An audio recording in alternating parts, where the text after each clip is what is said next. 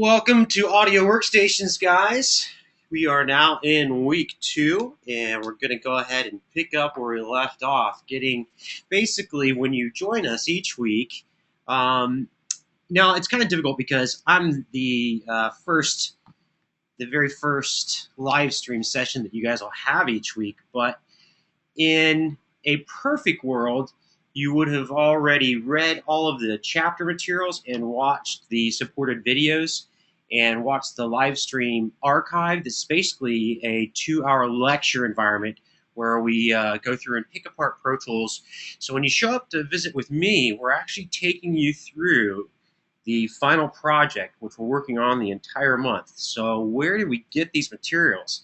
By the way, if you look at the name of the song, the title track, for those of you that were here the first week, this will be familiar to you, but if you're just joining us, I'll try to catch you up real quick.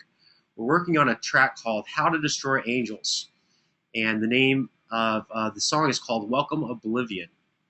And these raw files, excluding the drum beat that you heard so far, all these files basically came from a website called Indaba Music. So what is that? Let's take a look at it real quick. All right. So Indaba is a website that gives you remix opportunities. In other words, for artists that are out and currently available, or for brand new albums that are about to land, many times an artist will put out their files, their raw files, and allow you to do your own remix. And so that's what we've done. We've gone to this website. So it's a free account. Go ahead, and if you haven't already done so, please create a free account today.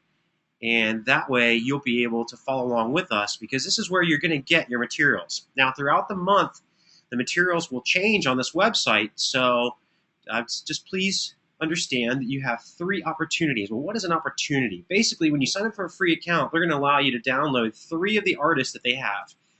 So you probably want to be a little judicious about pulling the files.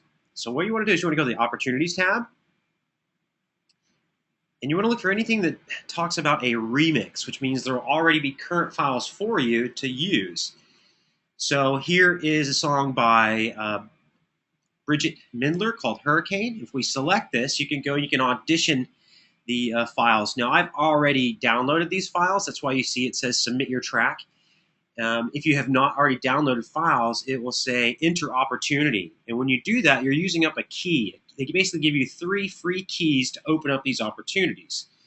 So this is a song that I think we started to, I thought about possibly working on last week. And then once I listened to the song, I think I just showed you guys how to download the files. And once I started listening to the song, I decided it really wasn't what I wanted to work on. So if you take a look off to the side, it says Hurricane. This will allow you to audition the actual song itself.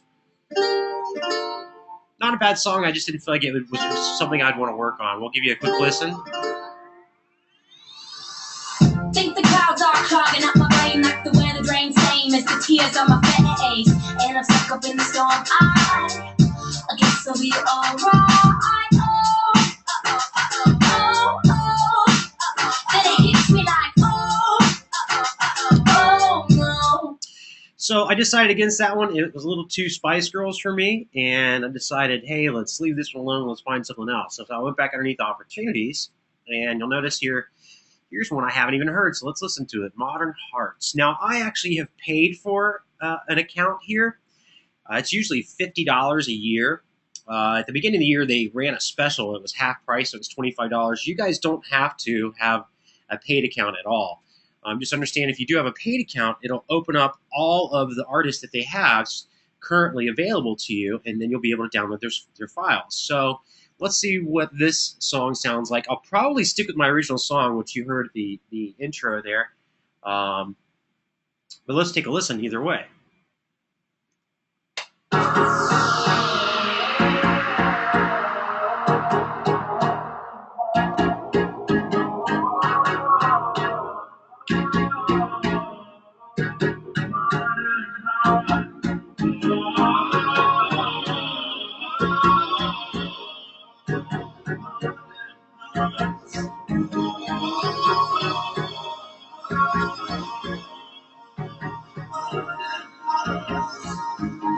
Nights will bring us together. say you shouldn't have done. Light comes upon the river, every face away. The night will bring us together. You say you shouldn't have done. Light comes upon the river, every face away.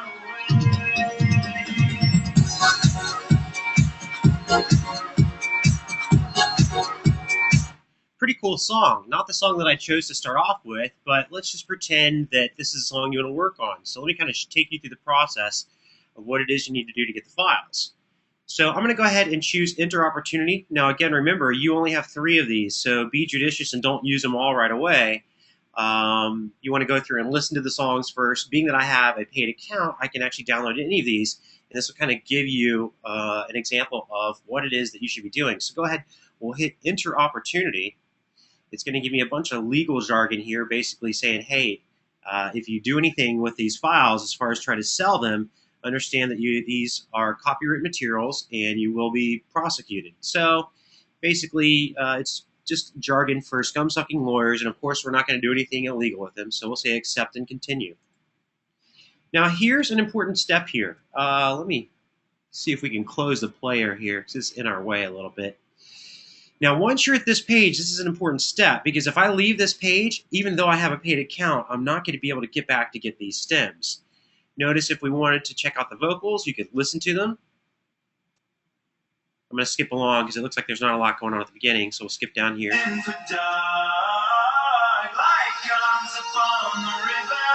So you can see all the individual parts are here. Now, you could download individual parts, but I want you to actually have everything. So download all stems. And you can see the download process has begun. Command Option L will actually in Safari show me the progress of anything that's downloading. So you can see here that the files are now currently downloading. Now, once they're downloaded, they have some other extra information appended to them. Like you can see it says Remix Contest and a little weird number and things like that. I'm going to actually end up getting rid of that information, and I'm going to actually add some other information to the actual name of these files once they're completed downloading. The information I'm talking about, you can actually find underneath FAQ, Frequently Asked Questions. And the information we really need to know is we really need to know the key signature of the song and the tempo. Frequently Asked Questions. Modern Hearts is in the key of B minor, and at a tempo of 128 beats per minute. Perfect tempo for straight up the middle dance music, so that's great. It'd be an excellent remix opportunity as well. So if you're into that sort of thing, that's fine. We'll also show you how to change the tempo of these files if you needed to, and how to get your remix started. Let's go back and let's see if we can listen to some of the other tracks we have for remix opportunities, and then we'll get started with today's lesson. Let's look under opportunities and see what else we have.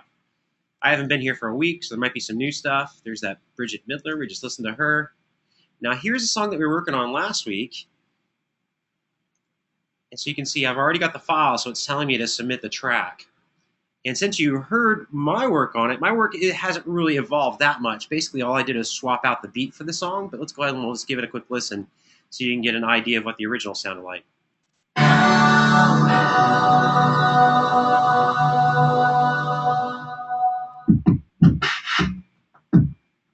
Always been here.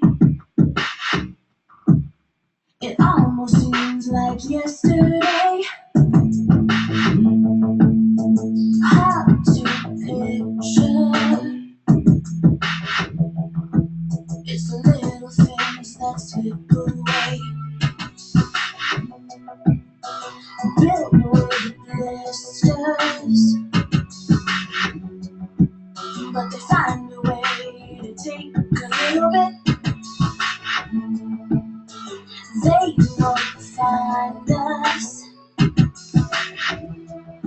if you believe in it. If you believe in it. How long? How long can we keep holding on?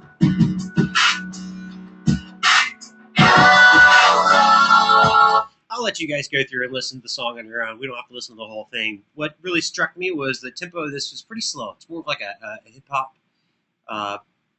tempo, and I believe the tempo is 81 beats per minute. If you look under frequently asked questions, again, we can scroll down.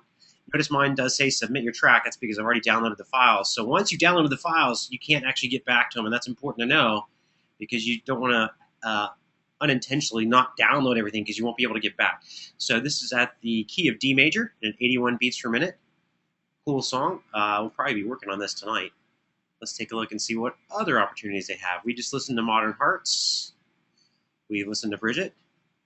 We've listened to How to Destroy Angels. Oh, and this song is actually called How Long. I'll need to go back and retitle that.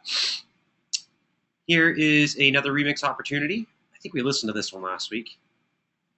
Yep, and I've already downloaded the files as well. I won't bother listening to this one.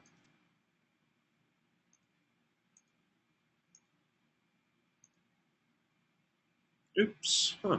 Interesting. Let's go back. It looks like there's only a couple tunes up for us, and these things change again throughout the month. I highly recommend you don't wait. So it looks like that's all there is right now for remix opportunities. It's just the 4 songs. So let's actually take you back to what I got working on and kind of get you up to speed. So that's where you get your files. I do want to go and let's take a look at my download progress. Almost done downloading. And then I want to show you what we do with these files so you can get them prepped for your remix process. Almost done.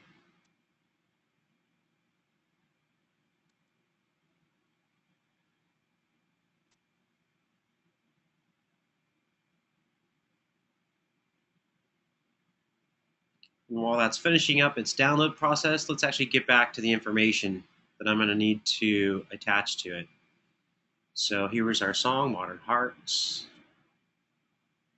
believe the tempo is 128. I'm just forgetting the key signature. We add questions. B minor. Okay, cool. So let's actually do that.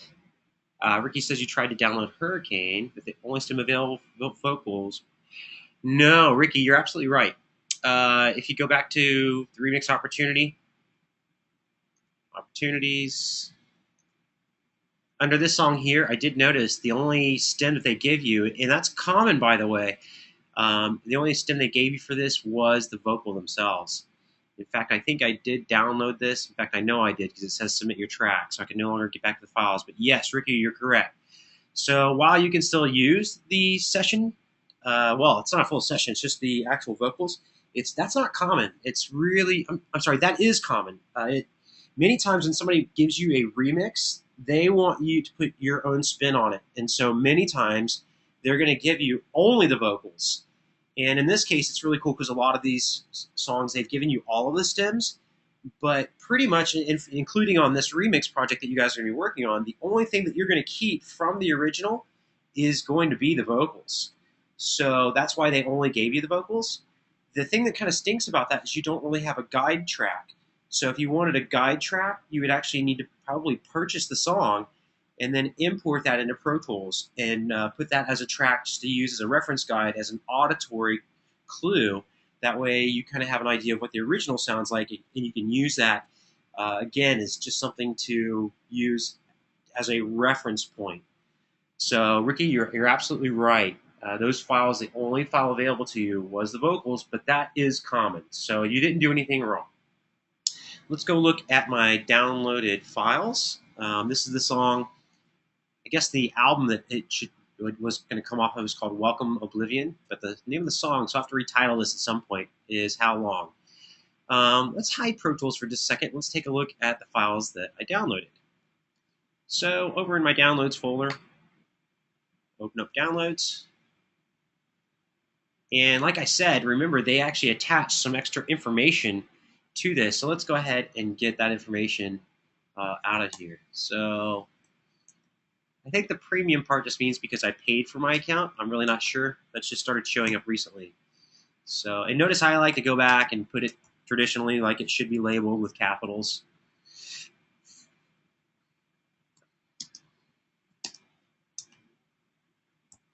And the reason I'm actually doing this is because I'm going to archive this, and that way if I ever want to work on it later on, I actually have the files. But I also wanted to give you guys a heads up on what it was you would actually need to do. So let's put in our BPM, beats per minute. Same thing as the tempo, 128. And in the key of B minor. Now, what I do with these files, and I'll recommend that you do the same thing on any kind of remix project, not just the one we're working on here in class, is I have a folder here that I've titled Artist Remix Files. And so you can see any of the ones that I've worked on, I've gone ahead and added that information in there. That way, a year from now, if I want to go back and work on this, I actually have the files with the information. At some point Indaba will take the files down whenever the actual contest ends, and then you can't actually access the files, and I believe some of the information as well as the frequently asked questions is no longer there for you. That's why I went ahead and added that information in. I can see here's all the stems for that song. And let's get it over into Pro Tools real quick to show you what it is that I did to, if I wanted to change tempo, we could do that. And I want to show you that real quick, and then we'll come back to How Long. I'm going to save my work on How Long, and we'll create a brand new session. And what I'm going to do is I'm going to go ahead and just copy some of the information from the name itself. That way I don't have to retype this out, because that's going to be the name of our session. Now, the session isn't going to be saved to the same location. So inside of my music folder, I have this artist and remix files, and that's where the original files will stay stored. But then I have my Pro Tools session. So when I make my Pro Tools session, it's going to be stored back to this folder. And here you can see a bunch of different sessions that I've worked on over a period of time. So let's go ahead and create that brand new Pro Tools session. So we'll go back to Pro Tools, Command N for a new session. I'll leave it at broadcast wave, 32 bits fine, 44.1, cool. Let's make sure we have stereo mix for I/O, which stands for input and output settings. We'll say OK. Now Pro Tools is saying, well, where do you want to save this to? And it's already actually defaulted back to my Pro Tools, but let's just show you the hierarchy again. Music folder, inside of my Pro Tools folder, and then this is where we're going to title it. So I'll just Command Paste, Command V, The Knox, Modern Hearts. So when I store this, notice there's nothing in here, but we need to go get the files. Let's actually import these into Pro Tools. We could actually just drag them and drop them if we wanted to, but we'll go ahead and we'll use the File menu and use File Import. Shift-Command-I is a quick key for File Import, and then I just need to navigate to where the files are located. So again, they're in Music, Artist Remix Files, and here we go. Here's the Knox, Modern Hearts. So let's go ahead and get all these files into Pro Tools. Now, I don't want to choose Add. Why? Because adding will mean that it's actually going to leave the original files in the original location. Well, I don't want the original files in the original location to be referred to. I want to create a new copy of these files. So let's say Copy All and hit Done. Now Pro Tools is saying, well, where do you want to store all this audio? And it defaults back to the Sessions Audio Files folder, so I don't have to do anything here. We'll go ahead and we'll say Open. So Pro Tools is now converting these files. If I remember correctly, I think all the files given to you are 16-bit files, but now it's converting them to whatever our session format was that when we set it up. So what was my bit depth and sample rate? I'm going to throw this out to the class. What was the bit depth and sample rate for the session?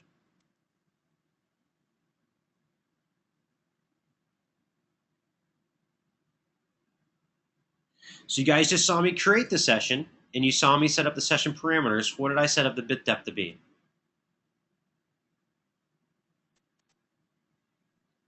44.1 was the resolution of the sample rate, but I picked 32-bit float as the sessions. The sample rate was 44.1, but the bit depth was 32-bit float. The files are now saying, where would these get stored to? Do you want to put them in the clips list? If you're on version 8 or 9, those will be called regions list, but it's the same thing. It's basically this location over here. It works the same. There's no new functionality. The only thing that they changed was the name of it, and it was basically If you're using version 10, any audio regions will now be called audio clips. So the regions bin is now called the clips bin. We want to go ahead and set this to new tracks. We're going to set this up for brand new tracks, and that'll automatically import the files into the tracks, and you can see it's rectifying the waveforms.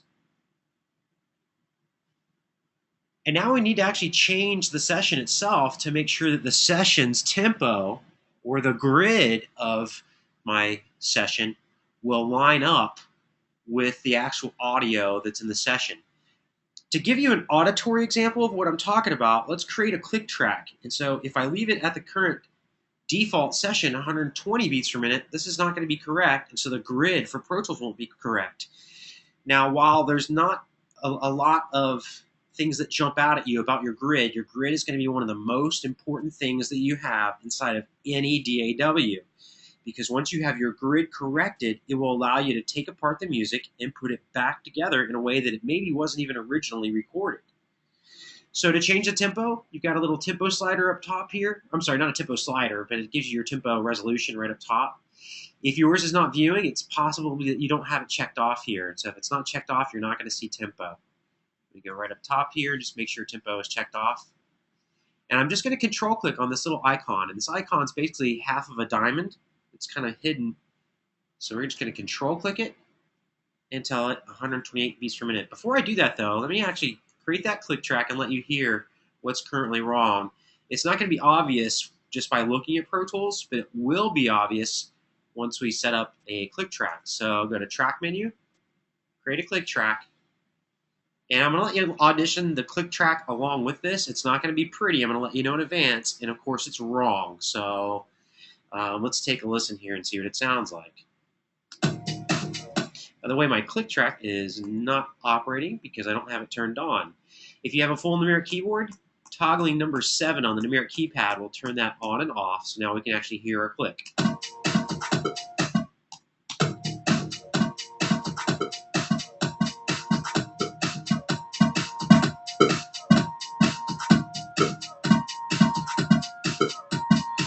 So it's a mess. I mean, it's all over the place. Nothing is correct, all right?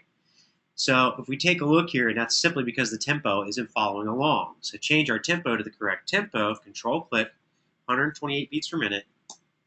And now if we listen back, the click should follow throughout the entirety of the song. So I'm not going to listen to the whole song, we'll listen to a little bit of it. And then it's always good to actually listen to the end of the song to make sure that the click follows throughout the entirety of the song. Let's listen to it now.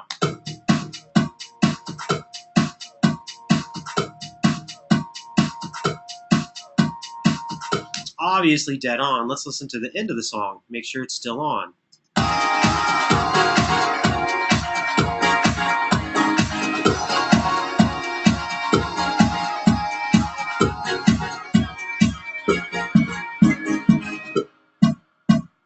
Cool, click was dead on. So the great thing about this is if I want to take it apart or put it back together in any way at all, we can do that really quickly and easily. For instance, if we take a look at the drums track right now, and if we zoom in on my drums, you'll see that because I'm in grid mode, if I go to make a selection, notice it selects exact increments of the drums.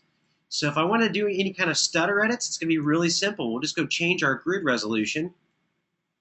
We can select this kick, and maybe I'll separate the kick, and maybe we'll just paste several of these. So I'm just option dragging, which is copying that kick. And this will give it kind of a stuttered effect. I'm going to go ahead and consolidate these into one, shift option 3. And while I'm here, actually, let me think of something else. Let's do this. Let's turn on KeyCaster so that you guys can see this work. That way you get to see my key commands.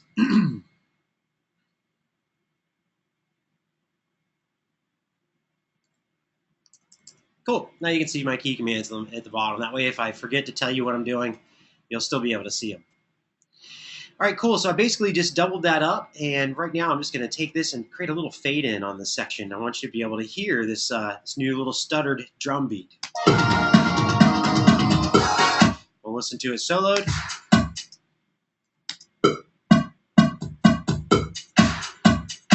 Not real dramatic. We could actually do some other real dramatic things to it as well if we wanted to, like some harsher duplications.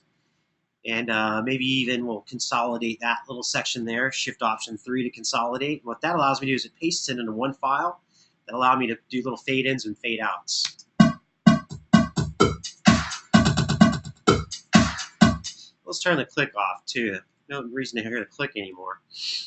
One other behavior I'm noticing that my playback marker is not staying in the same location, and that's generally going to be due to this being turned on.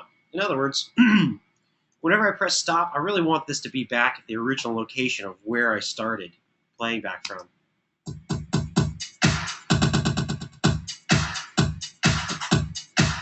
Now, you don't have to do just these stutter edits on drums either. These get really cool when you do them to things like vocals as well, or synth parts even. So if we go back and we listen to some of the vocals here, I'll do a little stutter edit on part of the vocals.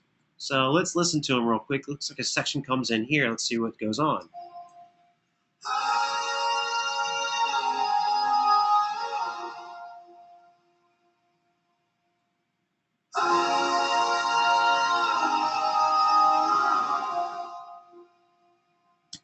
Wendell, you had a question. Your question says, I'm not trying to interrupt the class session, but it is so much going with this week's test and project. Shouldn't we be going over the main stuff first? To me, it seems as if every class session is focused on the final, but we're not really learning the main points of the week. It's just how I'm feeling, no disrespect by any means. Absolutely not, Wendell. You may have missed, but in the very beginning of class today, I explained it would be optimal. In the perfect world, I would like for you to have already watched and read all of this week's materials. Of course, my class happens to land on Monday, so it's not really the optimal way to view the information. However, you also have 2 other sessions that happen throughout the week. You're not required to show up to any of them. I highly recommend you do. But the main objective for the entire month is what we're going over right now. And if we waited till the very last week for you to do this final project, it would never get done. You simply would not have the time to do it. So I'm taking you through and showing you step by step what you need to do to make sure that this final project comes out to be the best project ever. And just remember, though, that those other video assignments, you have reading assignments, and we also have videos that go right along with them as well. So in the event that you find that the materials I'm going over feel like they're a little advanced, they might be sometimes. And that just means basically when you go back and you watch our lecture overview, the lecture overview is basically a 2-hour lecture of all of the week's details. So if you'd done that, the reading, and you watched all the individual videos before you came to see me, you're right. You'd be right on target.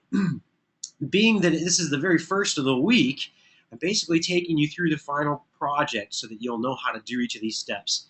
And you'll also find, again, that you'll have an opportunity to do these processes later in the week on Wednesday and Thursday as well. You'll also notice that any of your assignments, we have videos that accompany them as well. And right away, I can tell really quickly just by watching your work, when you guys turn in your video screen captures, I can tell pretty quickly just by watching your work whether you've already accomplished those goals or not, and whether you've watched the included video with that assignment. The video with those weekly assignments, we go over each and every step, and we show you basically what you would need to do to get a perfect score of a 100. So I think we've laid out the information for you really fairly, and while you may not agree, I'll respectfully disagree with you, and just let you know that if you ever have questions about anything that we're going over, feel free to ask questions as we're going throughout the session. And of course, at the end of the session, we're always going to have a question and answer session as well. But I do agree, sometimes it may feel overwhelming and as though I'm going a little bit fast for you. In the event you had already watched and read all of your materials, you'd be totally caught up. So it may feel that way to you right now, but I promise you, as you go throughout the materials, we've laid it out in really simple, easy steps. There's the old adage that I've heard many, many times: how do you eat an elephant? I'm sure somebody out there already knows this answer. How do you eat an elephant? I'm throwing this out to the class right now. I'm sure some of you have already heard this term. How do you eat an elephant?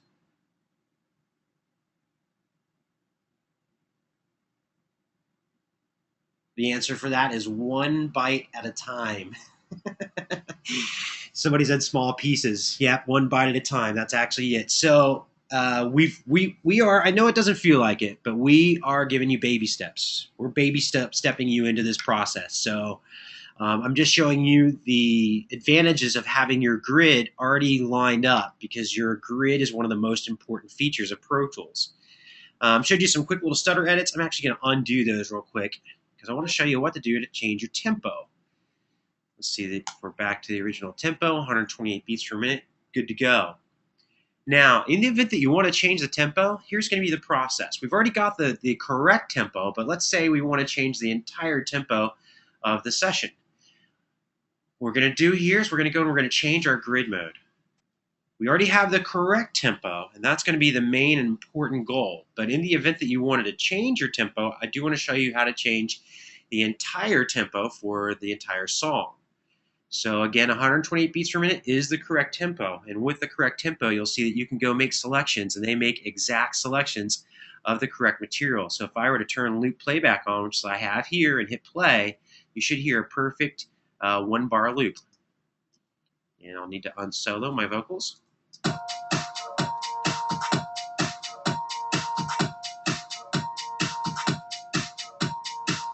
All right, cool. Caesar had a question on how I changed the tempo. The original tempo was 120 beats per minute. I made sure it's back at the beginning of the song. Just simply control-click on your tempo field and enter in the correct tempo. Now that I have the correct tempo, I'm going to do something that's going to seem a little bit odd because you haven't seen anything about this yet, but we're going to actually deal with elastic properties. What I'm going to do is underneath this little grayed out area here, you can turn on your elastic properties. By default, they will not be turned on. So I'm actually going to change every track to be rhythmic. But notice when I went in here, this is only going to change this one track. So before going into this field, I'm going to hold down Option. What Option will do is it's going to do the same thing to all tracks. So I'm going to ask all tracks to be analyzed rhythmically.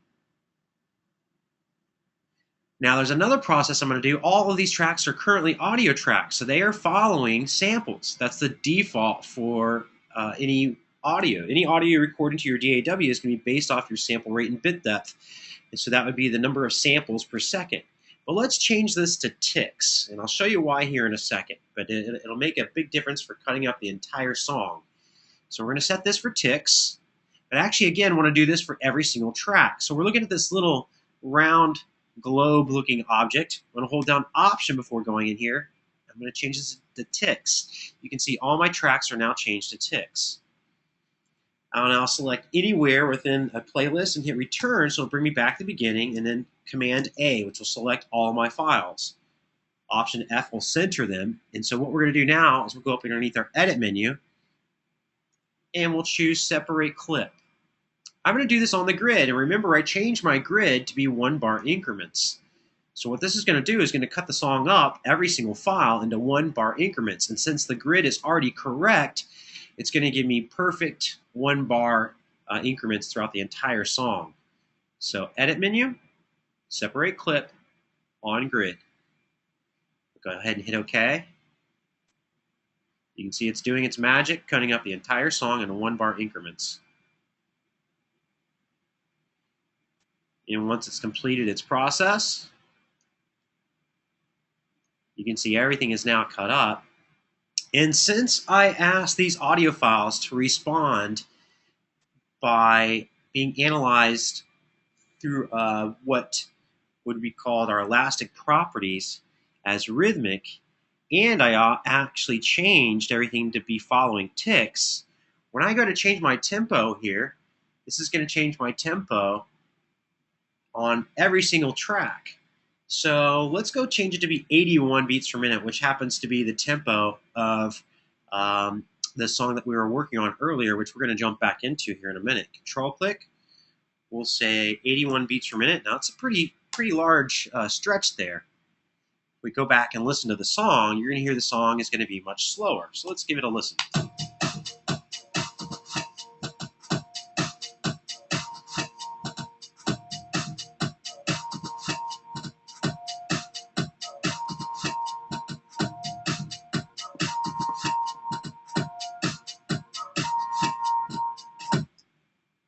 or we could speed the song up. Nevertheless, just want to give you an idea of some options for changing the properties of your tracks and trying to change the tempo.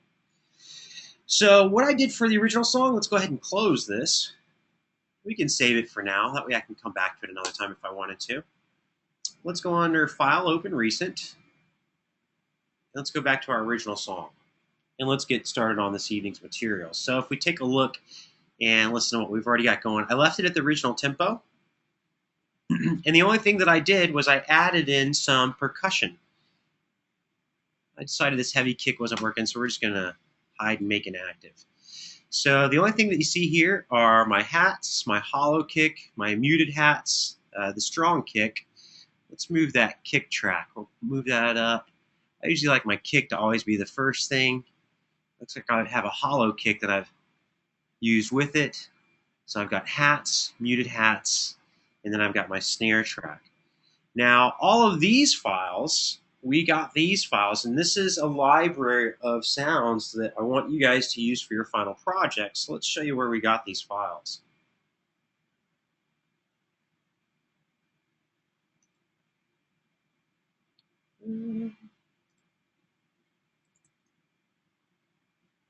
Okay, if you navigate to your Avid account and you log into your Avid account, I'll go ahead and log in. Now, if you go to View My Product Details, this is where you'll find the loop libraries of the materials that you heard me pull in for the song. If you look under where it says here, whatever version of Pro Tools you're using, and if you look under the download sections, here's where I got all of the files that we're using for the drums in the song. All of them came from this Big Fish library. So this is 8.5 gigs. 8.5 gigs worth of material for you guys to use. Okay, cool. Now you can also find these materials on your installation disks, and that's probably a lot quicker way of downloading these files because you can download them here. You see off to the side. I download these individually because I noticed if I try to download them all at the same time, they didn't really download very well. So I did them one at a time. So again, if you have your original installation disk, take a look on your original installation disk because that's where you're going to find the same exact files. They'll just probably be quicker than having to download them from their site. So I'm getting some reports from some of your classmates that the video is kind of laggy. I'm not experiencing that on my end, but it looks like some of you are experiencing that. You could always log out and log back in. In the case of the Wimba days, that seemed to always help with Wimba. I'm not sure why we're lagging today. So far we have 17 students in our class, but I'm not seeing any odd behavior. I do have a second computer set off to the side that I can actually monitor the progress, and I'm noticing that anytime I do any movement that it's happening pretty quickly here for me on my end, but that could be that I'm just coming from my same router. So sorry about the fact if you guys are having any kind of lags. And again, just kind of showing you, here is the drum stuff that I imported. If you were here last week, you'll remember that I just went through and used my workspace browser to import these drums. So the drums are the stuff that you see down at the bottom here. And in fact, let's go ahead and get some colors on these drums. What do I mean by that? Well, I really like to color all of my files. That way I know exactly what they are. For instance, we have lead vocals here and background vocals. Oops. Anytime you double click on a track's name, it's going to prompt you to rename the track. I always like my vocals to be bright yellow. So what I'm going to do is we'll go up to the Windows menu. We will go down to our color palette. And make sure that you change this to be the tracks. So that way it's coloring the tracks and not just the clips in the tracks. And then pick what color you want. Now you have to have the tracks already highlighted. I'm going to go ahead and pick yellow. And that way I can quickly and easily see, I turned on this little saturation icon. I can quickly and easily see, we'll turn my brightness to, that those tracks are yellow. And that will allow me to know right away when looking in my mix view that I'm dealing with vocals. And then I want to do basically the same thing for any of my percussive pieces. And I choose brown. You can choose obviously whatever color you want. I just know that whenever I'm looking at brown tracks, I'm always dealing with my percussion. And I like to get them right over. I usually like to do vocals on top and percussion right below. You can do it however you want. Anything that I'm giving you color palette wise is quite honestly just a recommendation. It's how I tend to work, and it's not necessarily a preferred method other than anyone but myself. Caesar's asking, is this a sequence to the example from last week? Yes, this is. You may have actually missed hearing it when we came into the beginning of class. You're going to get to hear it here in a second, but basically this is the track from, the name of the band is How to Destroy Angels. And the vocalist that you're hearing is actually Trent Reznor's wife. This is a side project of Trent Reznor and his producers. They put together a band for his wife. And so that's where these files come from. So if they sound kind of dark and ominous and like a Nine Inch Nails track, that's because Atticus Ross and along with Trent Reznor are producing this song. So I tell you what, we'll listen to it real quick, and that way you can get an idea for what I've done to it so far. And really all I've done so far is anything that you can see here with percussion and any of these brown tracks. These are the tracks I've added in. Everything else besides that is strictly from the original. I'll let you listen to it for a second, and then we're going to jump into doing some other really cool effects and tricks. So let's take a listen to it.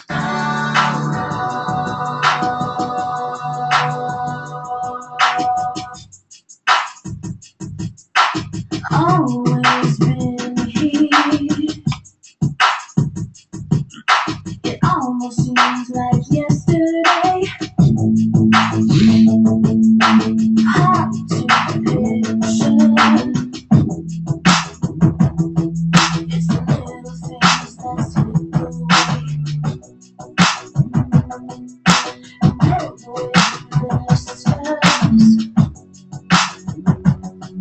but they find a way to take care of it. They won't find us. If you believe in it, if you believe in it.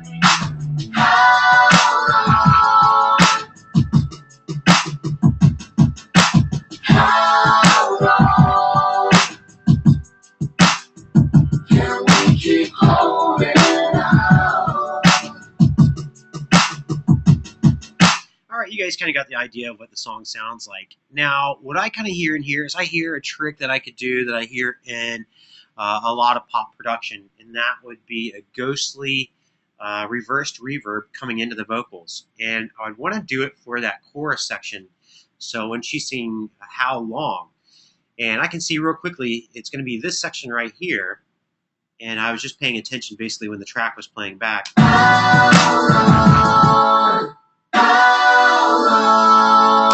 So what I would do to this is, let's take a look and let's zoom in here. Anytime you select a file, even if it's really small, you can choose Option F, and that will fill your screen. And then of course you can resize your tracks if you want to see a little bit more of it.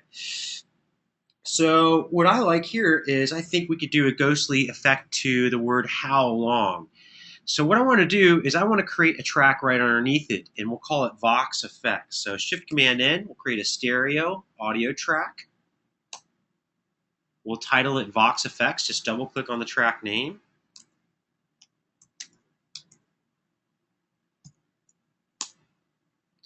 And then this little piece that is being used here, I'm actually going to option drag it to the track right below it, because I'm in grid mode. It'll lock to the correct grid location, and it'll simply just copy it. Cool. Now let's stretch this out, because this is the track I'm going to end up using. In fact, let's hide all the other tracks except for the Vox track. That way we can center in on that. You can show and hide tracks by clicking on these little chiclets here. And if you want to show and hide all tracks at once, Option click, and that hides all tracks. That way I can quickly and easily just pick the track that I'm going to be dealing with. And then we can resize the tracks by holding Control and Option and using your up and down arrow keys. It's just a quicker way than actually having to drag the track to resize. Again, you can use the quick keys. I'm not going to count you off if you don't. So what I really want to do is I want to listen to the word how, because that's the word that I want to come in ghostly sounding. And so let's see. I think it's probably going to be this one little section right here. Let's just take a listen. Let's solo it out. So this portion right here, if I put myself in a slip mode, this is where the word long comes in. I don't really need the word long in there at all. But I bet you if I change my grid resolution, eighth notes, this right here, we'll go back into grid mode again. Actually, let's go to 16th notes. And that I bet you is going to be perfect for getting the entirety of the word how. So it's here. Here we go. So right about now you're saying, okay, what is he doing with just this one word? Well, Command T will keep just the selection I have. We'll undo that. I could have done just Command E to separate and then deleted this, but all I want is this one word, and I'll show you why here. We're going to reverse it. We'll use Audio Suite to reverse it. Go down to Other, go down to Reverse, and then I'll render this. So it's now reversed. And what I'm going to do with this now is we're actually going to process some reverb on it. So I'm going to select longer than the original length because a reverb will have a tail to it, and then we're going to go process this file. So underneath our Audio Suite again, we'll go to Reverb. Since we all have Deverb, I want to try to stick with using stuff you guys have so you can see how this works inside of Pro Tools. Let's pick Deverb. This is a haul, which is going to be kind of long, but that's kind of cool. I want it to be kind of long. Let's render it.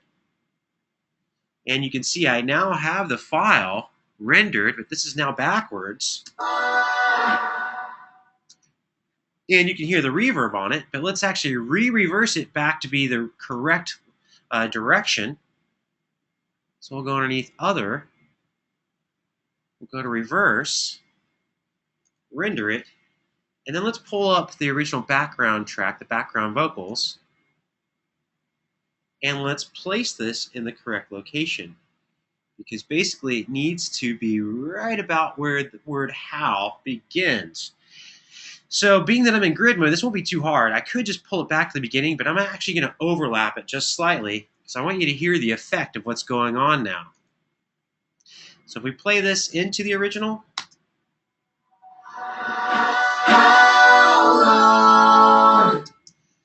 Cool effect, but it sounded like there's a little difference in the gain of each of these, and it lands a little bit off, so I need to probably pull it back just a little bit. Let's listen again.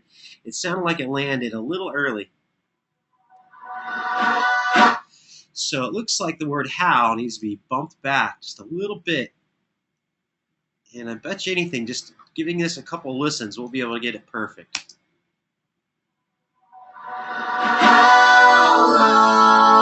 It sounded to me like I'm still off by 1/16. Basically, I want them to land at the same exact time. Double-clicking a file is going to prompt you to rename. I didn't mean to do that. Let's give her another listen.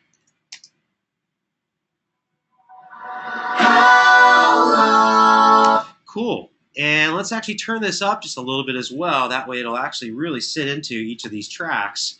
It'll sound a little bit more natural. If you're using version 10, you have a little slider here. This little slider allows you just to turn up the volume on that clip. If you're not using version 10, that's all right. We'll show you how to get away with doing the same thing, even though you don't have this feature. It's one of the new features of Pro Tools 10. If you don't, again, if you're on version 8 or 9, which I know some of us don't have, we'll show you how to do the same thing. It's still there for you. It's just a little bit more difficult. You need to go under Other, and you go find your little gain plug-in here, and let's just turn up the gain a little bit. Let's see. 8 dB is kind of high, but let's just check it out and see what it sounds like. I can always turn down the volume on the track, or I always could have turned up the volume on the track as well. But now notice how it gives it this ghostly effect when it walks into this section. It kind of helps reintroduce it as it comes in.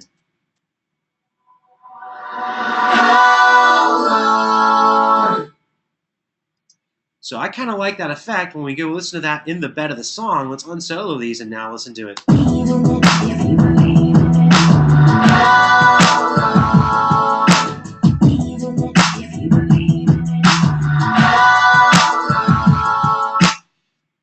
So So I'll do that in another spot. And then what I really should probably do is start making some markers here, because this same piece I know can be used over and over in the song whenever the chorus lands. And the chorus lands, we can see it can happen here as well. To make this a little easier on me to find the correct spot of where this should go next time, what I'm going to do is check this out. This is a little trick I like to do.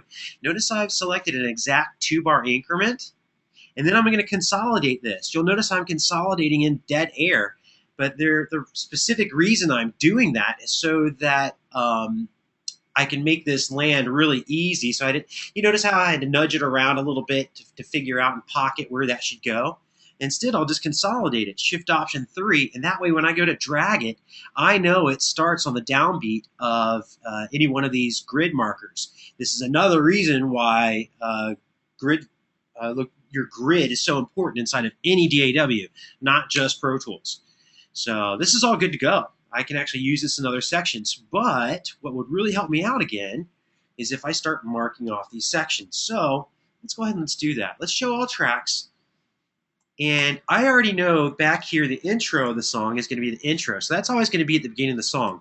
Your next test that you guys start working on, it'll open up for you, I believe, on Wednesday. So your next screen capture, just like you guys turned in on Sunday, your next screen capture is actually going to utilize some of these markers that I'm going to create. So I want to talk about how to use these markers.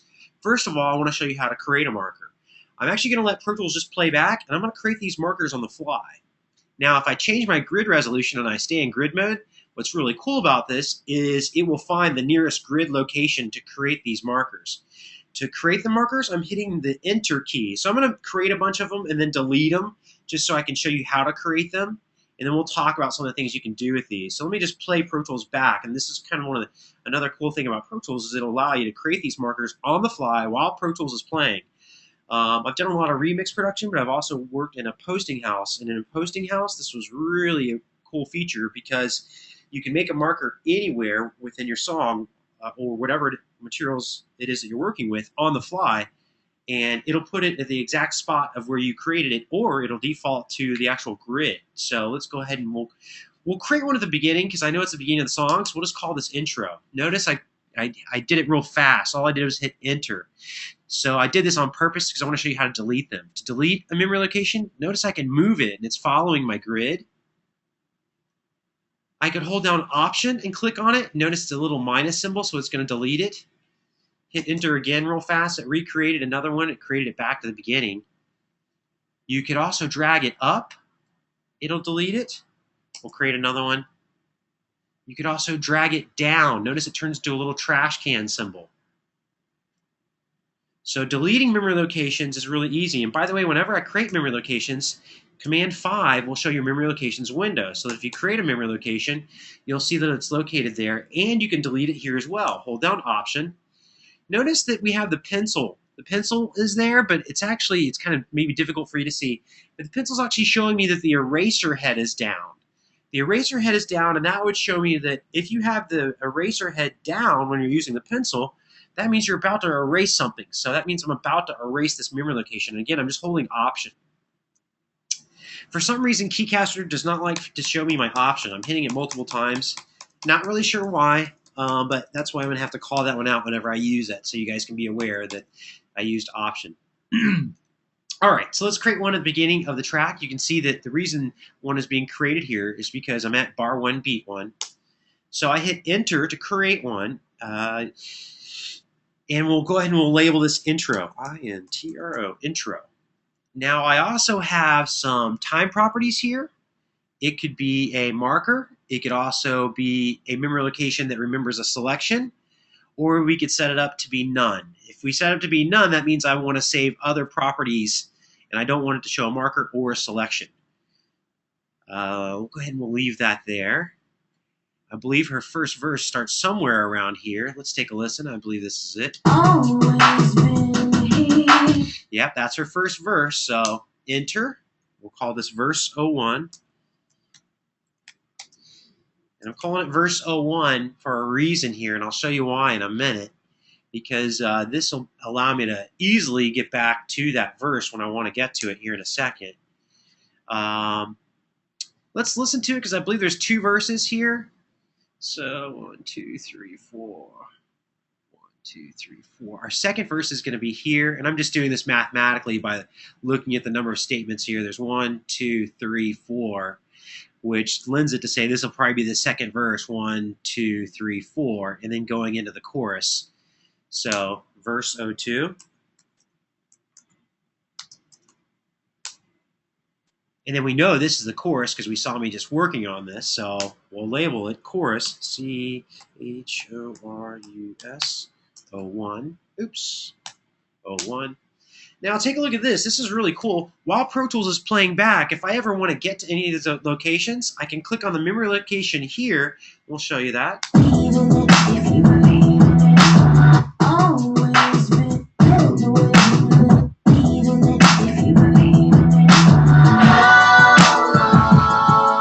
Oh, look at that. I missed the location for the chorus, but that's okay. Since everything's in grid mode, I just grab the chorus, pull it over, bada bing, bada boom. Now the chorus is in the correct location. Now notice you saw me click on the memory locations window here. You guys are going to have this on your next test. And we've set up memory locations, and let me show you why. For instance, now I'm going to set up some dummy locations just for a second, but I want to show you some other properties that we could save with a memory location. Let's say I want to hide everything except for the vocals. We'll resize the vocal tracks. Maybe I'll even make a selection here. And if we create a memory location here and we ask it to be a selection-based marker, then whenever I pull up this memory location, it's going to have that selection. Hit OK. Now, let's say these other memory locations that I originally created, maybe I want to go back and modify these. Maybe, because notice when I click on one, it does take me to the intro, but it doesn't have any of the properties saved. In fact, let's take a look. So there is, notice when I select that, there's my selection. Let's go back and let's save some other properties. For instance, for this first location, and again, I'm just using this to kind of show you what memory locations do. Let's hide all tracks except for, let's try the percussion that I was working on. Okay, cool. So in this memory location, if I want to update this memory location, let's hold down Control. Notice the pencil tool pops up, and the pencil tool now is currently in the writing position, which means whatever is on screen right now, I'm about to update this memory location, and it's going to remember the properties as seen. So if I check off my zoom settings, my track show hides, my track heights, coolio, it's going to remember those because I've now updated this memory location called intro. If we go to verse 1 and we hide these same tracks here, maybe I want to just have the lead vocal in this one, and we'll resize these tracks. We'll update this memory location holding Control. We'll tell it we do want it to be a marker, but I want to save my zoom settings, my track show hides, and my track heights. And when I go back in memory location 1, notice it remembers the tracks that I had and their height. When I go back to my memory location 2, it remembers my tracks and the heights. And of course, this selection base, it shows me that it was a selection base, but I didn't actually save any track height information with that. So if I wanted to update it, let's actually show all tracks.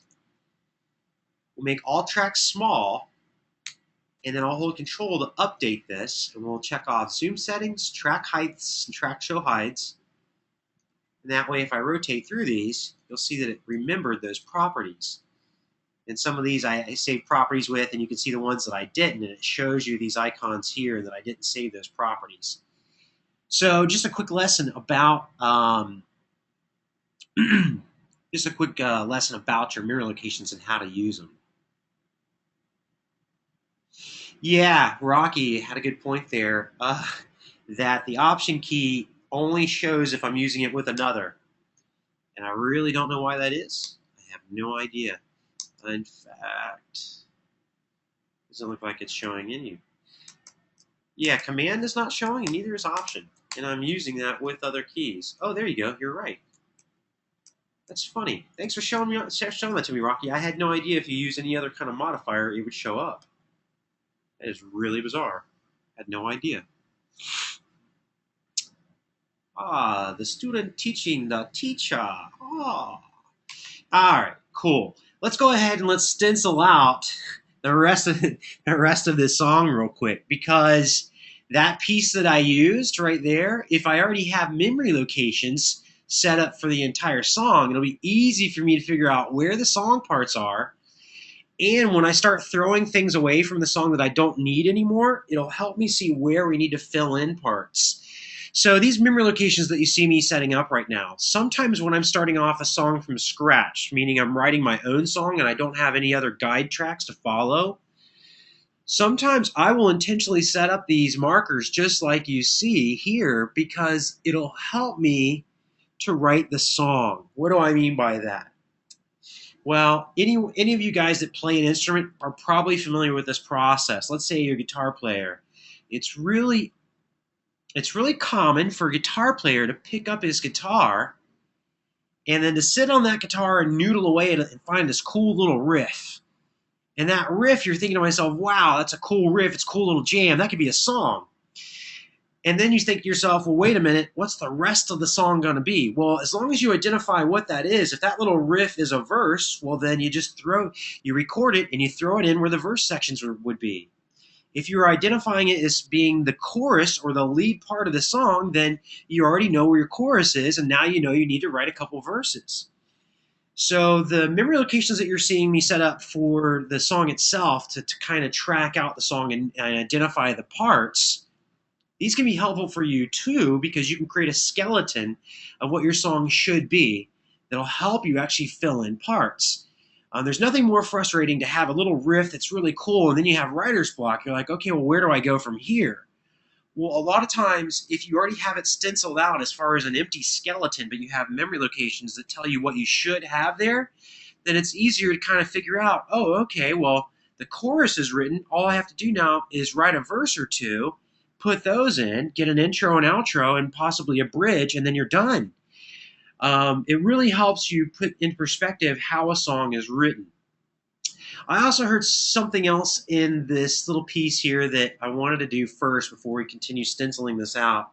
And that was this little section here. It kind of ended abruptly. And it's probably not a bad part, but I wanted to listen to this by itself for just a second. Option F and zoom in on this. Option F just took my selection and filled my screen. You'll see that I do that a lot so I can focus in on what it is I'm editing. I want to listen to this again because it sounded like this ended a little abruptly, and I might be able to cut it here and actually put a small fade out on it, but let's just listen. It might be fine the way it is. It might just be my head getting to me and overanalyzing, but let's listen to it.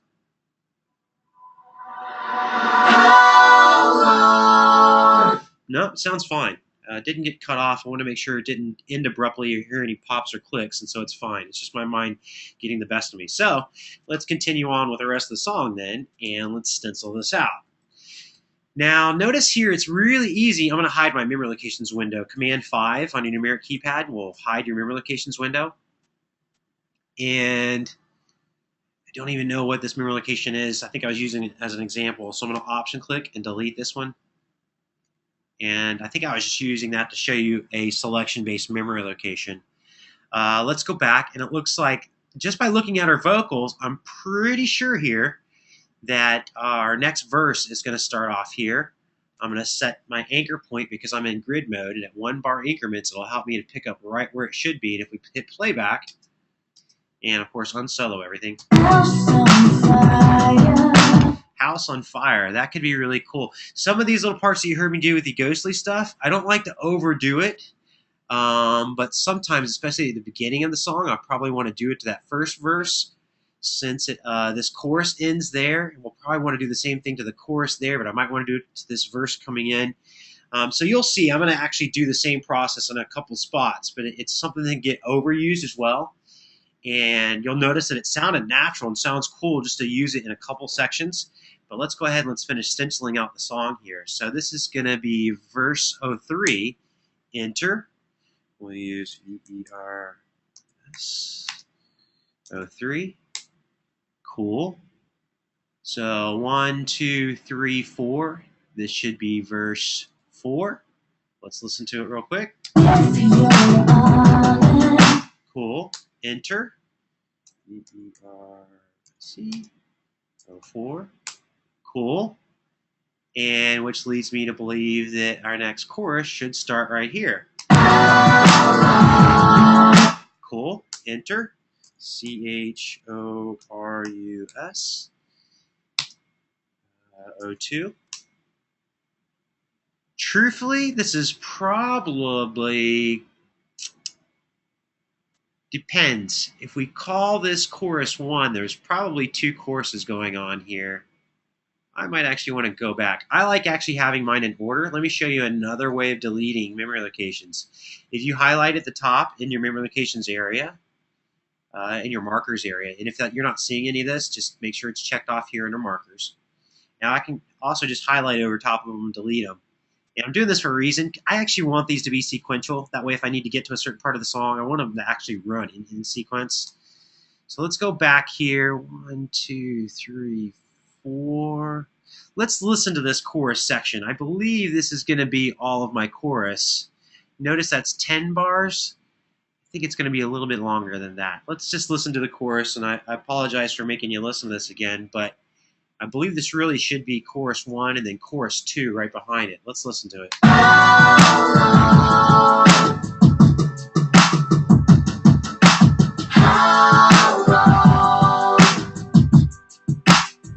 Can we keep holding on? Definitely. So chorus 2 is actually here. And I deleted the others. That way it just runs in sequence with the song. That way I can quickly get back and define portions of the song. Hit my enter key. It's called chorus 02. We know that this is going to be verse 3.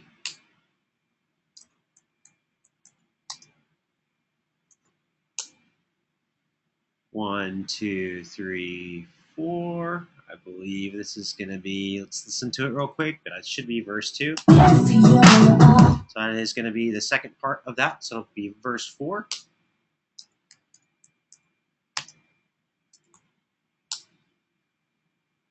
So then we know we have chorus coming in, I believe should be here, and this should be chorus 03.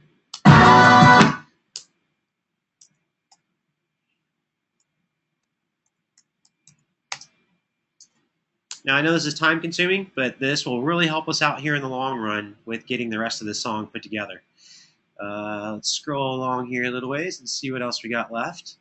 Look at, not much left. Looks like right after this, we are done with verses, and it's basically an outro for the rest of the song. So our next chorus section, I believe, should be here. Just to make sure I'm correct, I'm going to listen to it.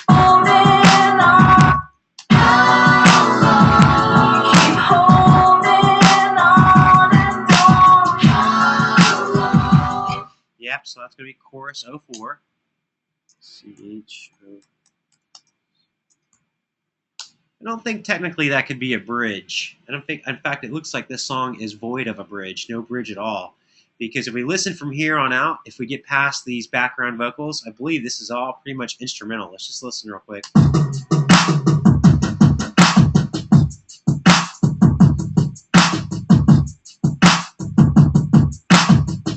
Looks like we have some synth stuff happening here.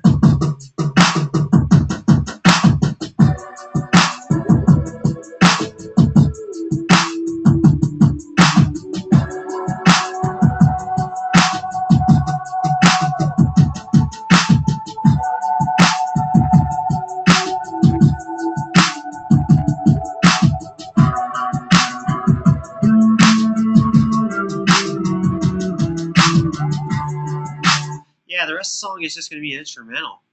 So from here on out, let's actually count this off here. 1, 2, 3, 4, 5, 6, 7, 8. So we're going to call this the outro here because if we listen.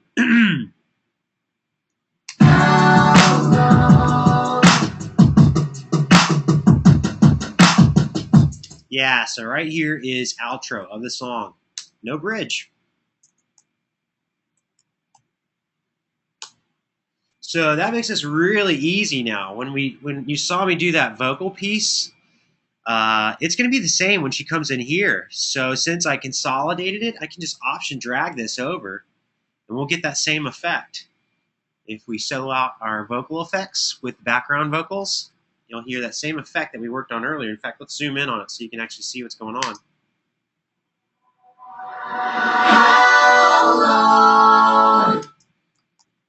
Cool. Now, that'll only work when it's going to be chorus sections like that because it was the same exact word. When you do it on verses, it's going to be a little bit different because obviously she's not singing the same thing on every verse. Leading into the very first verse, always a good idea to do that because it's going to suck you right in. So let's do the same thing. I'm just going to option drag this so it'll kind of give you a repeat of what I did a minute ago.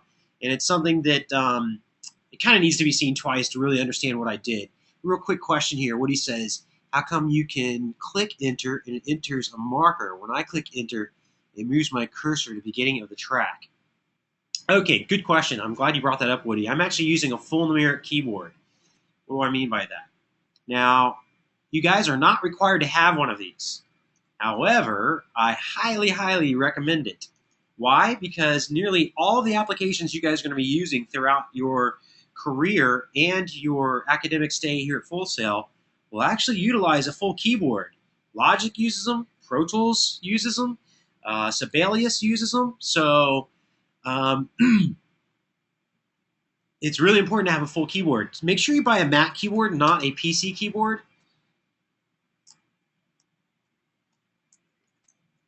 And I'll show you what I'm talking about here. If we take a look underneath images using Google, not trying to promote them, just showing you what I'm talking about here. This is what you guys are missing. You guys don't have any of this. So you have this whole portion here, but you don't have the numeric keypad. So some of the functionalities that I'm doing, I'm utilizing a full keypad. Again, you don't have to have one. If you don't use key commands in this class, I'm not going to mark you off. I know in some of our video lectures it stresses, and we used to in the past, we used to actually grade you guys on using key commands. I realized pretty quickly that this was an uphill battle, and trying to learn Pro Tools in 1 month is hard enough. Imagine I flipped you a key decoder and asked you to use that, a Captain Crunch key decoder with Pro Tools. That's kind of what it was like to try to learn all the quick keys. I already know by experience, you guys are going to start learning these quick keys once you're tired of going to a menu to figure out how to do them. So I could have also, up here in the markers, I'll show you another way of doing this. Command 5 will bring up our memory locations window. And what's cool too now is, remember, I can jump around to any part of the song. So if I'm at the outro, we'll unsolo my tracks here. Always been here. There's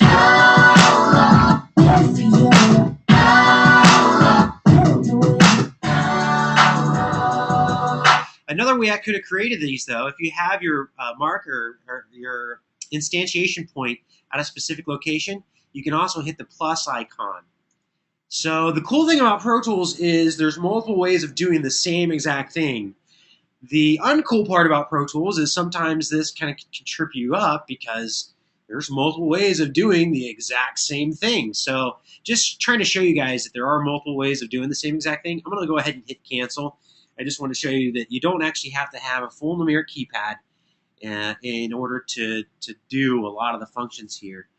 And I think somebody else actually chimed in with a really good one here. Let's see. Oh, okay, yeah. Rocky pointed out if you turn on your function key, you can hit return. And notice that your return key has enter highlighted above it. So if you hold down your F and N key, which is the very bottom left key, your function key, that'll allow you to actually trigger some of your keys as though you do have a full numeric keypad. It doesn't work for everything, though. So I highly recommend you get a full numeric keypad. You don't have to have one. Of course, your Launchbox did not include one, and it's not an integral part of your education. However, if you want to get really good and proficient, I highly recommend you do it. Again, all pro applications are going to utilize the numeric keypad for quick keys. Cubase, we're not using Cubase in this program, but it utilizes them. FL Studio or Florida Studio, yeah, it uses them. So a lot of applications that we're not even using in this degree program will still utilize a full numeric keypad. So I'm glad somebody asked that question. All right, so now we have things stenciled out. I want to go and do a little bit more effects on our vocals. Then I want to pull out some MIDI, and I want to start going to town on the actual bass line of this song, which is really, really simple because it's just one notes. So I'm basically going to follow along and then utilize some soft synths inside of Pro Tools to pull off some of the same things. First of all, though, let's have some more fun with those vocals. So let's show off only the vocal tracks. So there's going to be those the verses, the lead vocals there. And I'm going to grab this effects track that we're going to use. We're going to hold down Option and drag this down below. And Option just simply copied it. And that way I can utilize whatever the first word she says is what I'm going to utilize to create this effect. So let's go in and listen to it. And then we're going to get rid of all the other words except for that first word. Always been. So always is really the only part I need. And she says always been. We'll go into quarter notes. And that's probably all I really need, so we can get rid of this. We'll just delete it and listen to it again, and we'll solo it out. Always. Cool. Now that we have the word that we need, let's go ahead and let's put some reverb on it. First, you've got to reverse it. So Audio Suite, Other, go down to Reverse, and we're reversing it first. I'm reversing it, then I'm going to select a length longer than what we need, so it'll have a tail on it. We'll go down, we'll find delay. I'm sorry, reverb. We'll pull up the deverb because I know everyone has deverb. We'll stick with this. The preset of what they already had seemed to work just fine because it was a big, large hall reverb. So we'll render this out and you'll see it's going to have a tail on it now. But now we need to go back and re-reverse it. Instead of going to my Audio Suite menu, I want to show you that you can actually pull up plugins from within the plugin. Right here where it says deverb, I'm actually going to access this menu from inside of the plugin. So we're going to go back down to Other. I'm going to choose Reverse, and we're going to re-render this, and then we need to pocket it. We need to put it where it should be.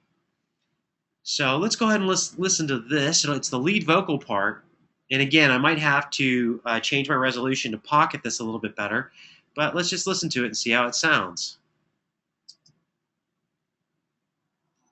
Always been here. Didn't sound bad. I'm going to turn it up a little bit. We'll use the clip gain. We'll go underneath the Audio Suite menu here again. We'll go down to Other. We'll pull up gain. And I think we added somewhere around 8 dB on that last one.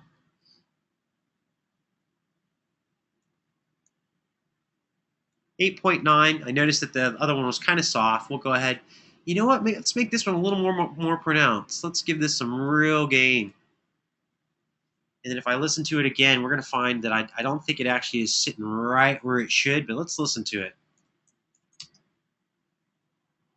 Always been here. Let's see if we put it right on spot with it. I don't think this is going to work either, but I want to try it. Let's actually listen to it again. Always. All right, we actually heard that always twice, so I definitely don't want that. Let's put it back where it was. Let's change my grid resolution here. 1/8 notes. And I think if I just bump this over, this should be good. Let's take a listen though and see. Always. Now we're getting a doubling effect. Definitely not what I wanted. Always been here. That sounded right to me. Let's solo it out just the one part and make sure. Always. Yeah, that sounded good. So if we go back and we listen to it now, it should sound natural. Always been here. We'll listen to it with the music in the background as well, so we'll unsolo. Always been here. Now I notice on this one, because there's not a lot going on, I don't really need the back end of this. So what I'm going to do is I'm actually just going to take this back end and create a fade out on it. That way, it seemed like it was kind of cluttering up the words of what she was trying to say. And we already have the effect of what we really wanted. We just wanted this little piece here. If I wanted to, I could go ahead and consolidate a 2-bar section too. It's not going to get used in another spot. I just like to do that. That way, if I ever do any kind of tempo changes or anything like that, it's automatically everything's gonna fit. And notice that it actually converted that fade out, converted it into the file itself. So that's Shift Option 3, it consolidated it. So always been here. Cool. Now, I don't want to do it on every word, but introducing the verse was good. Introducing that chorus section was good.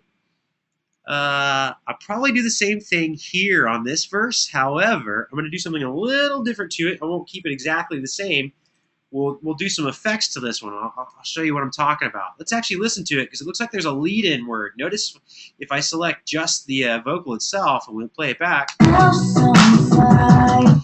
The word house. She says the H. The H actually happens in advance of that, so we need that if we're actually going to do our little reverse effect. So A house, she says a house on fire. In fact, let's listen to it again. a house on fire. So all I probably need from this is just a house, but let's go ahead and we'll separate it. I'm going to option drag. And notice I'm in grid mode, so it kept it locked into grid. I'm going to expand the view so I can see the entire view. Let's sew out just what I'm going to be dealing with so I can actually listen to it. A house on fire. A house on. So I really don't need the rest of this. All I need is that first word, a house. Let's take a listen to it again. It doesn't look like I need the lead-in for this either. That might chop it off a little bit. I might actually have to do a fade-in on that. Let's listen. A house, a house, a house. I'm actually fine with that. So that's what we're going to use. Let me go ahead and consolidate this. Shift Option 3. We're going to reverse it again. Notice I'm going to access my Audio Suite menu, but I'm going to do it within the plugin itself. So we'll go to Other. We'll go down to Reverse. I'm going to render it. I'm then going to add our reverb. So I'm going to access the reverb from the plugin itself. We'll go to Reverb, Deverb. I'm going to use the existing setting. And notice this is totally different from a real-time plugin. This is actually file-based plugin, so it doesn't use up any processing. That's another cool thing about it. It basically stamped that effect onto this portion. So if we listen back, actually, let me undo that for a second. I want to make sure. Okay, cool. So let's redo it. Shift Command Z to redo my selection. And then I need to go back and reverse it again so that we can get it back in and it'll sound natural. We'll go reverse, render it, and then I got to do that little pocketing procedure too. So let's try slapping it right where I think it should be, but I have a feeling that's not going to be dead on. Let's just listen to it and see.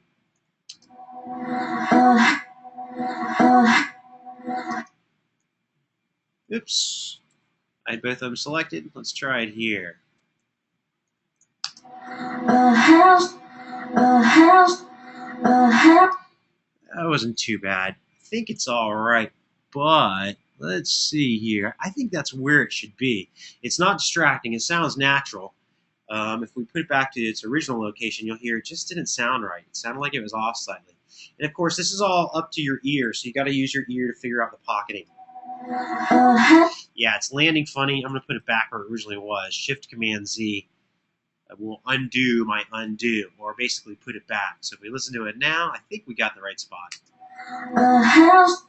And again, I'm going to put a fade out on this because I don't think I need the rest of that information. It's going to just clutter up the mix.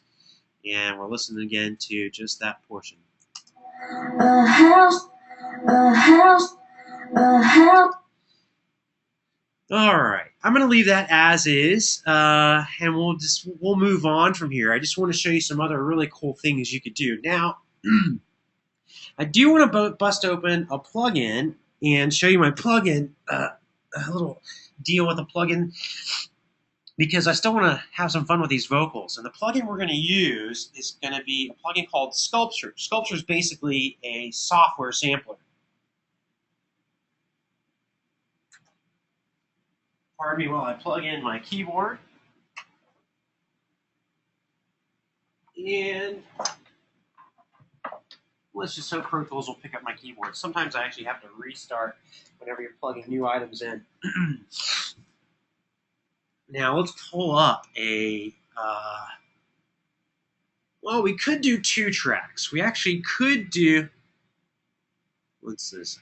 Ricky says, try 1/16 to make sure. Rocky Chan had something you wanted.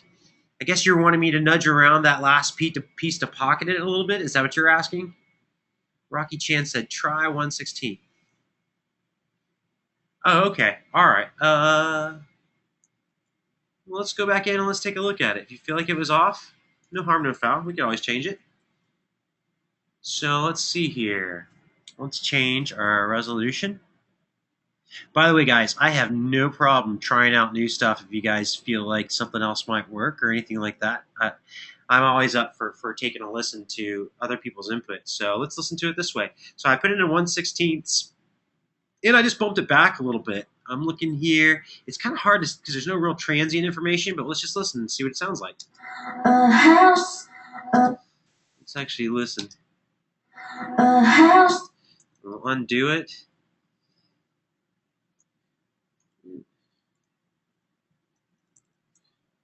To me, it sounded like it wasn't right in the pocket. Let's actually pull it back a little bit further, and we'll try it again. A house. A house. A house. Now, I'm noticing there's a little bit of a delay, because if we actually listen to her words here,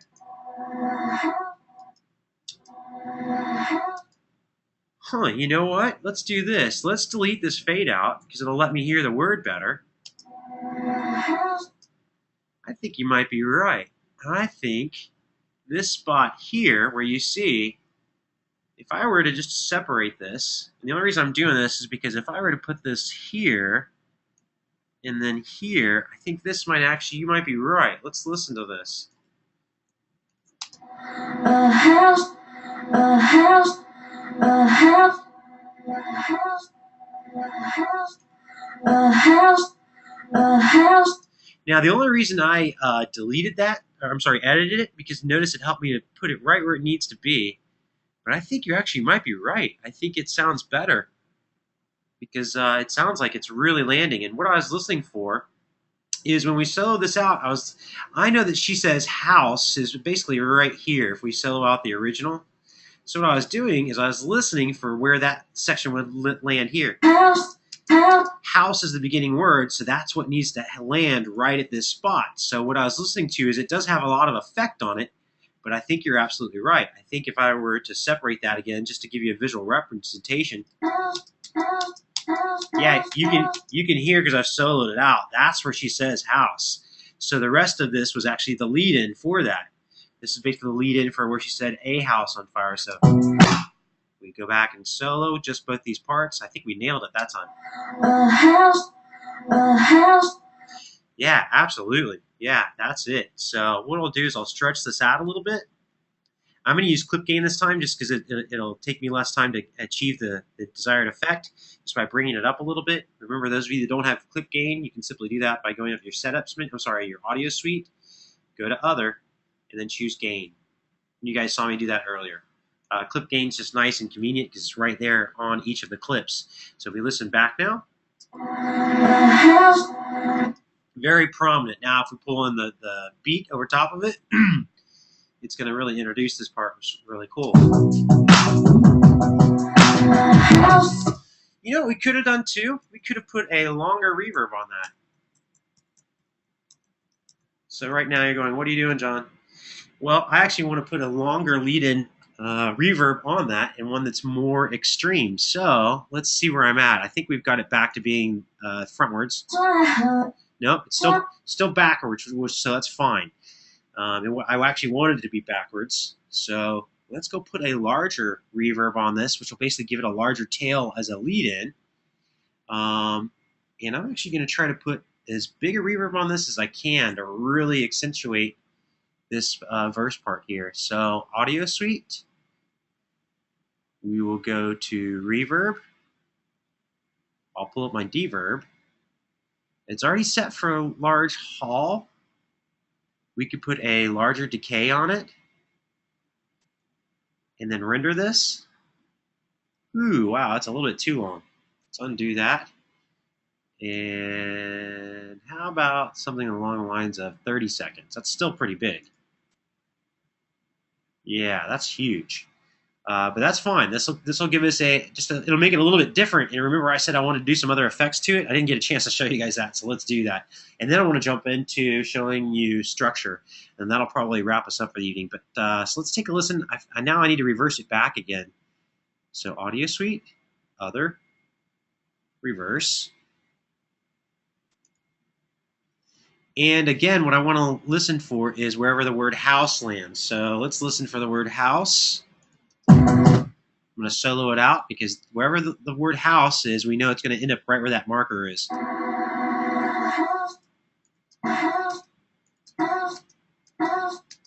Actually, I think I got it right on the money. Let's listen to both these tracks. I'm going to pull this up a little bit. Give it some more beef. And notice it looks like I actually probably unintentionally cut off part of the reverb for this. So what I'll do is I'll just create a fade in, and that way you don't actually hear any clipping of any kind. If we listen to this come into this piece now, that should be dead on. So let's go ahead and listen.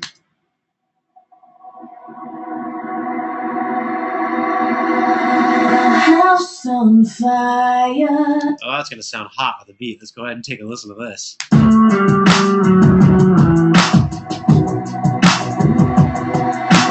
House on fire. And again, I think the back end of this is kind of cluttering it up, so I'm going to put a fade on it. And just because I like to keep things really uniform, I'm going to go ahead and consolidate this at the 3-bar mark. I'm not going to use this anywhere else, but I want to show you some other effects I'm going to do to it, which I think you'll really like. So let's check this out. We're going to go ahead and consolidate it, Shift-Option-3, paste it into one file. Then I'm going to put myself into 30-second notes. And while I'm in 30-second notes, I'm going to go in here and I'm going to delete every other note. This is basically going to create a gated effect. It'll create a gated effect that is actually in tempo because obviously I'm using my grid. And some of these are going to sound a little bit poppy, and so I might actually have to go in and create some fades. But I want you to see the effect that this gives, because this is kind of a really cool effect. You'll hear this mostly done in dance music. I've been hearing it pop up in some hip-hop from time to time. And you're not probably going to hear this in anything like country or anything traditional. But it's called a gated effect.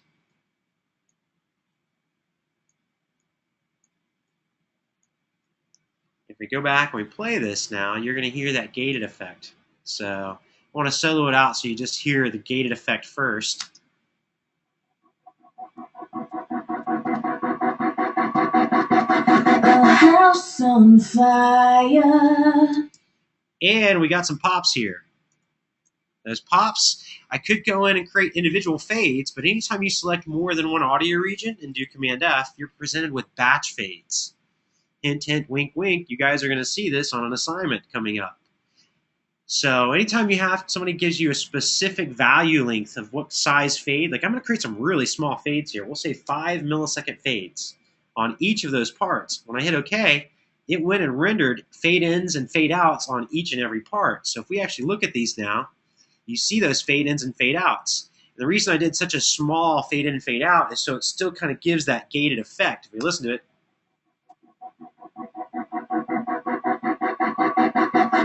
A house on fire. so now we have something that is a reversed reverb with a gated effect on it. And when this gets into the song, it's going to sound really cool because we'll pop it in and you'll hear how rhythmic this becomes. A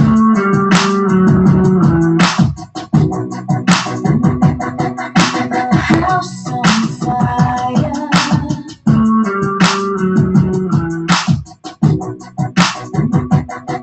A house on fire. Yeah, so it gave us the same effect, but now we're adding something on top of it so that basically it's not sounding like something we've already done before. To take this a step even further, take a look at this. Here's one other thing I like to do to gated sections too. I like to do flanger. And if we just go ahead and listen to it as is, we'll audition just to listen to it.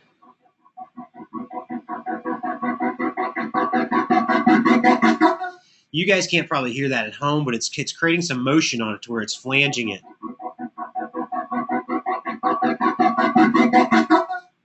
So I'm going to go ahead and render that down. And now it's going to give it more of an airy feeling because, well, number one, it's got the reverse reverb. It's got a gated effect on it where I basically just cut out every 30-second note. And then I pasted a flange on top of that. Throw that into the mix with the song.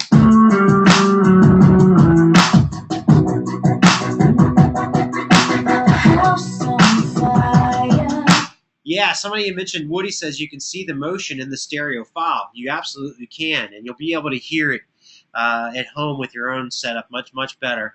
Because remember, everything you guys are hearing is actually going through my Max microphone. So unfortunately, the actual stereo imaging is probably not going to be pulled off using a mono microphone. Caesar asked a question. The question was, how do I create that gated effect? I tell you what, let's do this. Let's actually do another effects track, and actually we'll continue that effect, but we'll do something a little different this time. So, and this will kind of help pick up with what just happened. We'll create a Vox Effects 2 track. Shift Command N, stereo track. And I'm actually really doing this just to kind of show Caesar this, but it's at the same time we'll be able to incorporate this in, and it'll still come off pretty cool. So since we already have a Vox effect, let's name the original Vox effect -A.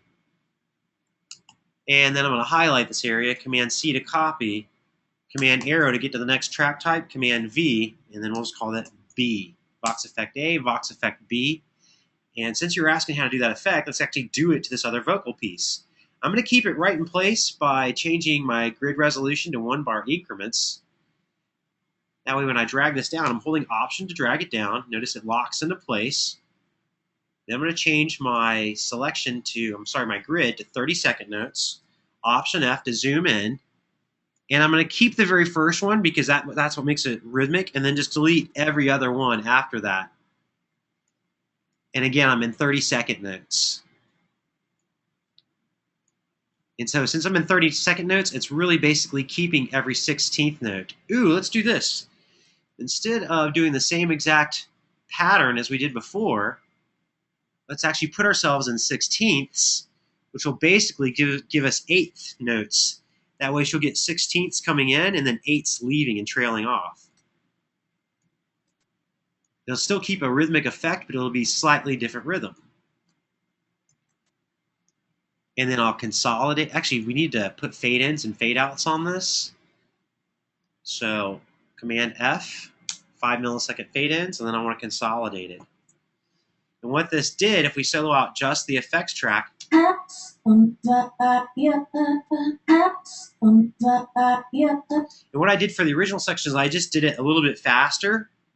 I just did it at 16th notes, but now if you listen to these two together, and we'll put in the original vocal, it's actually keeping some of the effect, but now we're dealing with 8th notes. Even though my resolution was in 16th, I picked every other one, so we're really dealing with 8th notes.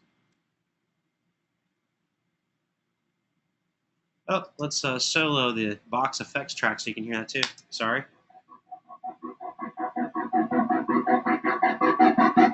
A house on fire. And what I might want to do is just for this clip to really help exaggerate these other pieces, let's bring this down 3 dB. Because we really couldn't hear it because it's being masked by its own pieces parts. Actually, let's bring it down 4 dB. Notice that it's jumping in increment. If I want it to turn on fine control, hold down Command. And notice now, let's try 4 dB and just see what this sounds like. A house on fire, a house on fire. Maybe bring it down a little bit more. Let's try 6 dB. So I'm going to hold Command. We're still getting the idea of what our words are saying. We're just having fun with the vocals here. So. A house on fire, a house on fire. Now, if I muted this other piece, you would really hear it. So if you select a region and do Command M, that will mute just that region. And if we were to listen to it in this fashion, you're definitely going to hear it. Notice, by the way, too, any muted regions, you can tell they're muted because they turn gray. So let's listen to it.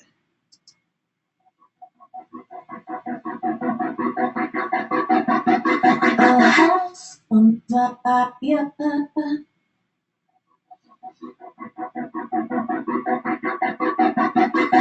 house on fire.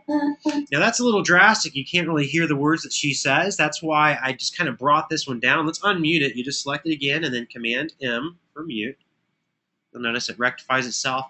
And that's why I was just kind of bringing it down a little bit. I still want to be able to hear the words. House on fire. Or here's what we could do. Instead of bringing this down, let's send this back. I'll option click it. They'll send it back to 0 dB. Let's bring this one up. So I can bring this one up several dB. I'll bring it up 6 dB. That might be a little too much. I might have to actually even these out, but let's just listen to it. House on fire. Oh yeah, it's way too loud. None of our other verses are going to be that loud. So if that's the case, let's bring that back down to its original size. We can just bring this one up. Maybe we can bring this one up slightly. Let's bring it up 3 dB. Remember, it's already getting doubled because anytime we have the same exact frequencies happening, we're already adding 3 dB. So we're bringing this one up 3 dB, and we'll bring this one down 3 dB, and it should even out. Listen back.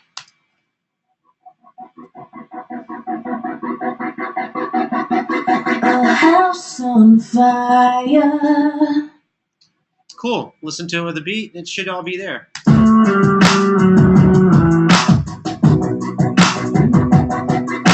house on fire. And it's there. It's actually buried in the mix a little bit more, so it's not as pronounced, but that's okay. What I do want to listen for is continuity between this portion of the verse and this next verse, and make sure volume-wise that they're not off. Being that we added and took away here, it should be dead on, but I want to actually use my ear. The best tool you're ever going to have is actually listening to them. A house on fire. Finding all the past away. I think it sounded kind of loud. I think it's still a little too loud. A house on fire. Finding all the past away. A house on fire. It's not bad, but I think it needs to come down 1 more dB. Let's bring it down 4 dB. Now, I do want to jump right in to show you one other cool trick we're going to do with the vocals. A couple comments here. Rocky says, did anyone hear the sharp drop of volume? Yeah, that's why I went ahead and listened to the continuity between these two. Let's listen to them again. And it might still be off a little bit. And it's just, again, another reason why you want to audition your work against the previous verse. A house on fire. Finding all the past away. A house on fire. Finding all. I think the problem here is I brought this one up just a little too much. Let's do this. Let's bring this down another dB. So it's just going to be 2 dB. Oops, let me hold down Command first. How to turn on Find Control. If I'm bringing this one down 2 dB, let's bring this one down as well. So just this one clip. Holding down Command to turn on Find Control. And we'll audition it again. A house on fire. Finding all the past away. A house on fire. Finding all the past away. Yeah, I think what you're hearing is the word house is doubled. So I could always just actually take that one particular clip and we could always just separate it. And then since we have clip gain in Pro Tools 10, or again, you guys could use gain using Audio Suite, let's bring this down a little bit.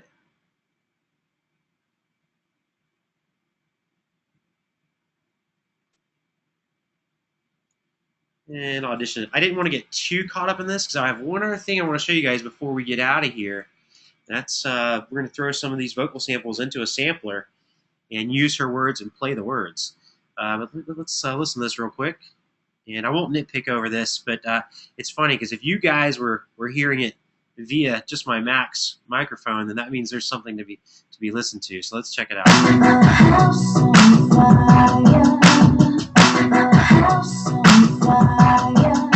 It sounds like my little stutter stuff here is just a little bit loud, so we'll drop them down. And I think that's what we're hearing.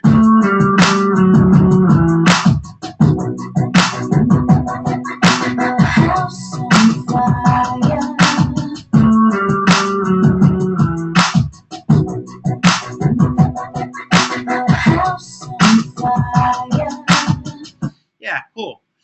Now, again, I was just trying to show you. Oh, yeah, not a problem, Caesar. I want you guys to get this stuff, and whenever you guys see it in action, I know it's going to sink in. If we were just to talk about these things or give you some kind of printout that was all black and white and tell you guys to go to town, I know it's not going to be helpful. I know a lot of you guys are excited about Pro Tools, too. That's why we made sure that we have 3 different live stream sessions, and that way you get to see it from 2 different presenters because you get to see other people's point of view as well on using the same DAW. When you guys hang out with Brad, you're going to watch him do a lot of the same processes and maybe slightly different ones. But either way, it's always good to kind of see somebody kind of, like you said, go in depth and really kind of break things down as to what it is they're doing. And I know this seems really nitpicky, and we're really picking over these vocals and doing really minute, small things, but all these little things really add up in the end of the production. Now, one other thing I wanted to show you guys, and we're kind of short on time, so if you guys don't mind, I want to show you this, and we are going to run over by about 15 minutes. I think it's only fair, though, because I want to show you guys how this stuff works. Now, being that I already have this one little slice over here, all I did was just take it down a little bit. 1.5. I'm going to go ahead and consolidate it into here, and that'll rectify any changes I made into the file, Shift-Option-3. And that way it just kind of reprints it, and it creates a brand new whole file. And that new whole file you can see is being bold in the regions list. So any of the files you see in bold, those are our original whole files. Consolidation makes whole files as well. So let's hide all tracks for one moment because I want to take you through a quick step here. And the quick step would be dealing with virtual instruments. Now, in the past in Pro Tools, before version 7.4, Pro Tools did not have instrument tracks. So in the past, if you wanted to do MIDI, you would have to set up a MIDI track, and then you'd have to create an aux track. Stereo aux input. Cool. And then let's say I wanted to use the Expand plugin. We'll go under Instruments. And notice I flipped around to the mix window, just kind of show this off real quick. Expand 2. And this is a virtual instrument that comes with every single Pro Tools system. So this is something that you guys have as well. And now to trigger this, I would need to record ARM. Oh good, my MIDI keyboard's showing up and I see MIDI signal. But notice that it's not triggering the virtual instrument. That's because the output of the track itself, the MIDI track, needs to tell it what it needs to go trigger. There you go. So now I've got my Expand.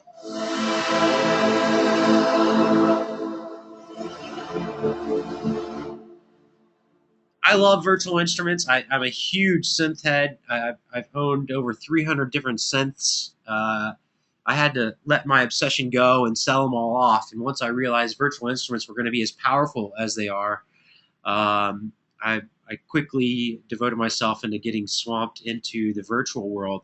And I've gotten rid of all my synthesizers, but I still love synthesis.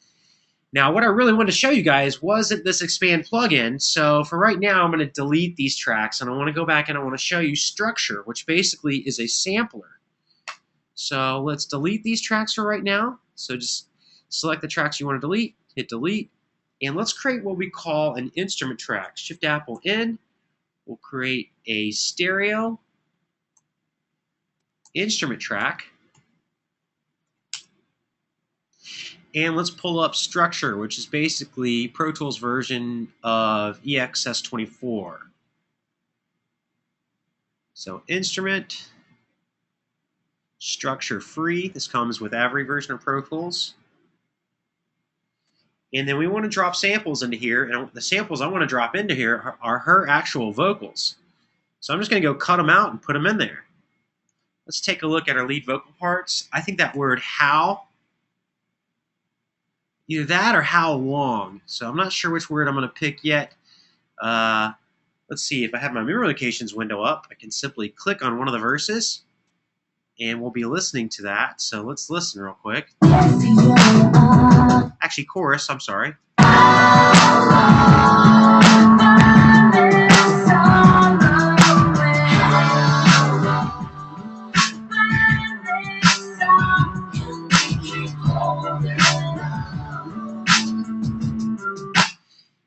So now the choice is, what word do I choose? Oh, Rocky had a good question. Now we just use an instrument track to do everything, I think. Yeah, exactly. I'm sorry, I didn't quite explain that, and I meant to explain that. Let's go back and let's hide all tracks except for that instrument track. Yeah, basically what's happening on this track, notice the symbol down at the bottom. It shows us a piano roll. That lets you know it's an instrument track. And basically, MIDI and audio are now happening on the same track. So remember, MIDI's not audio. MIDI is information that will trigger audio. But this is basically what I'm going to use. So I want to actually drag this up next to my vocal tracks. Pull it up next to the Vox. And actually, let's call this Vox Effects C, and I'll show you why.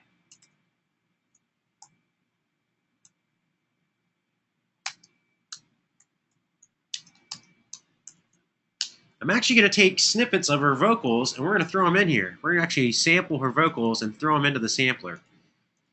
So the idea here is I was trying to figure out, well, what word should I use to throw into the old sampler? It's either going to be the word how or long. I'm not sure which. I think we're going to use the word how. So what I'm going to do here is let's get up to the actual word itself. Let's zoom in. And it's actually happening on the background vocal track. You can see how long is right here. We solo it out. So this is the word I want.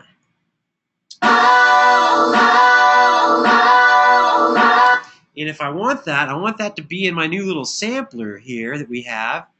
So we called it Vox Effects C. Why isn't that there? Okay, it's not in view. Cool. And I'll pull up my plugin. And it comes standard, I'm sorry, oops. It comes standard as having a sine wave already built in. That way, if I actually go to trigger it, we're going to record arm the track and solo it out. You're just going to hear a sine wave. We don't really need that sine wave, so let's delete that part. If you select it and then hit delete, or I believe if you right-click on it, yeah, right-click if you have a mouse that has right-click, and say cut patch. In other words, you want to get it out of there. I believe this only actually deals with mono samples as well. So let's do this. Here's a little trick. Notice here is my original file. But the original file, all I want is that word how, right? Which we decided was this little portion here. Let's play it back and make sure. Cool, let's go ahead and let's edit that. And you can see that is this file here. But I only want one side of the file. It doesn't matter whether I pick the left or right, but let's actually pick just one part. So I'm going to pick it from my regions list, just drag it over, and there it is.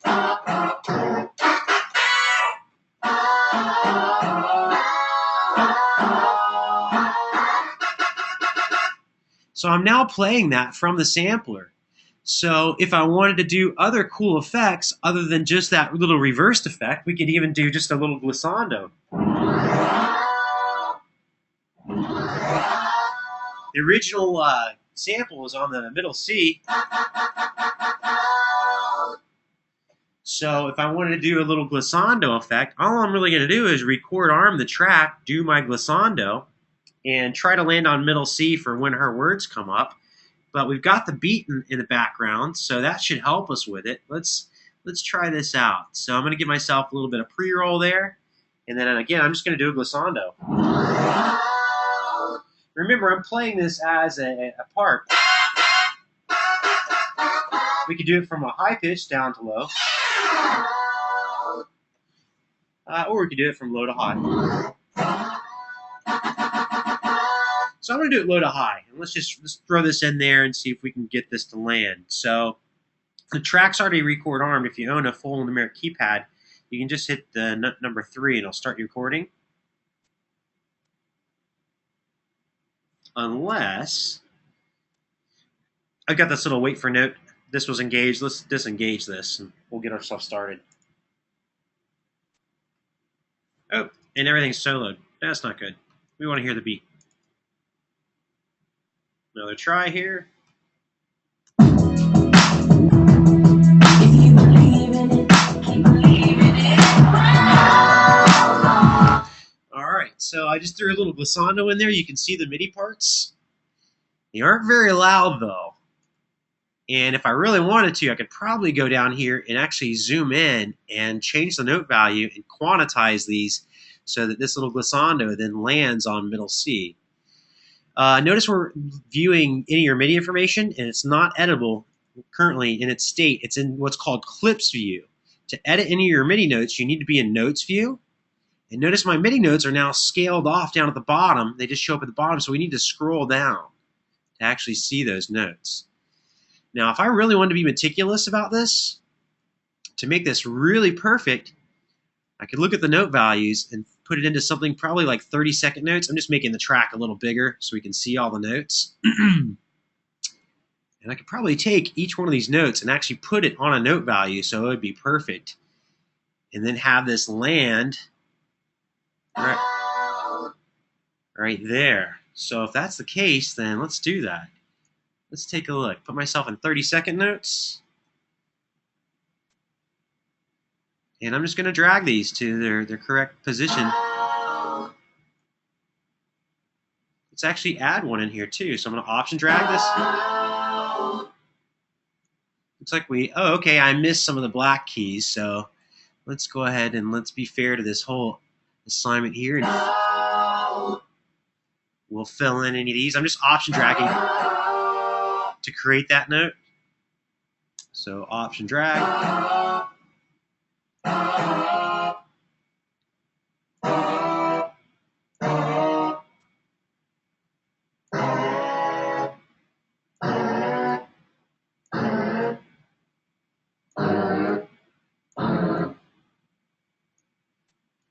Scroll it down a little bit further. Oops, I missed a note here. That one should be there.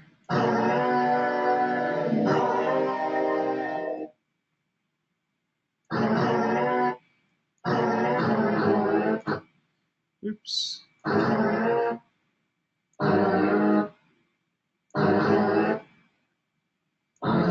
get the idea. I'm just making a little stair step here. This will make it perfect for playback, and that way it'll land dead on. Just another really cool little effect. You might remember hearing some of these kind of effects in records like Stevie B records. Oh, yeah, you're right. I missed one. Dang it.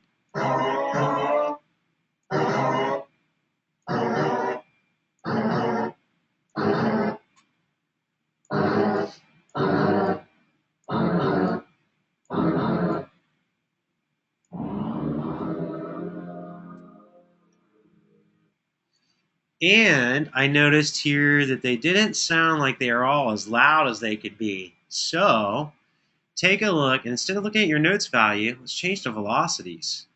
Look at all these velocities. They're all different. That's all right. What I'm going to do is I'm going to select them all. And I'm just going to drag them all to be 100% or 127%. Missed one here. Let's grab it. And then we play this little section back.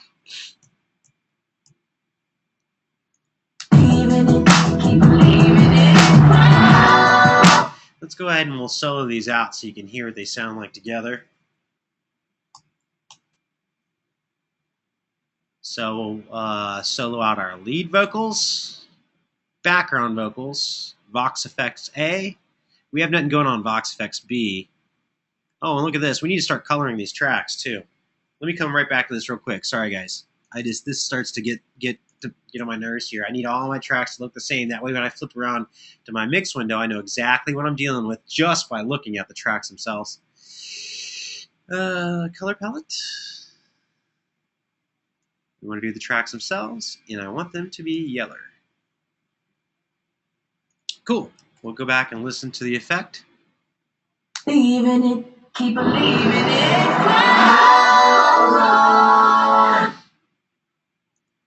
Another cool thing we could have done after that is a little. So I could do some random ones right after we do our little glissando.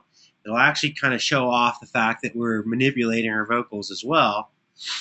But just kind of giving you guys some food for thought, some ideas. I tell you what, since we've already run over in time, let me stop here. I'm going to save my work. In fact, let's do a file save as. And I'm going to call this version 02. And you can see if I were to do another save as, it just gives me a way of backing up so that we can actually, in the event that my project goes awry and I really do terrible on this, I have some backing up points. You can see I've got the original session that I was using, and then I've got the new save as version here. So it just gives me a way of backing up. Rocky pointed out a good thing here is, yes, I could have just hit quantize on these notes, but being that I was having to fill in some notes, and the quantize probably would have been a whole lot quicker, by the way, but being that I was missing some notes, I intentionally went in and just drew in notes. Another thing we might want to consider as well to make this a little bit more perfect would be to resize all these notes. So if I take a look, Option F, we could get all of these notes to be the same size as well. Let me see if I've got everything selected here. Looks like I'm missing one note. We'll get that guy there. And this will just help it be a little bit cleaner if we grab the trim tool, and as long as it's in the current grid, notice we got all of them trimmed down to be the same exact length. You may or may not want this to be the case, though, because sometimes the glissando, it actually helps to hear them carried over. Or we could actually make them even smaller than the original value, which will actually make them a little bit more pronounced. So if I went to 64th notes and we trim them all down to 64th notes, you'll hear the same effect. And let's make sure I didn't get my last note. Okay, I didn't. Into this section. Oh, missing some notes as well. Let's get these guys selected.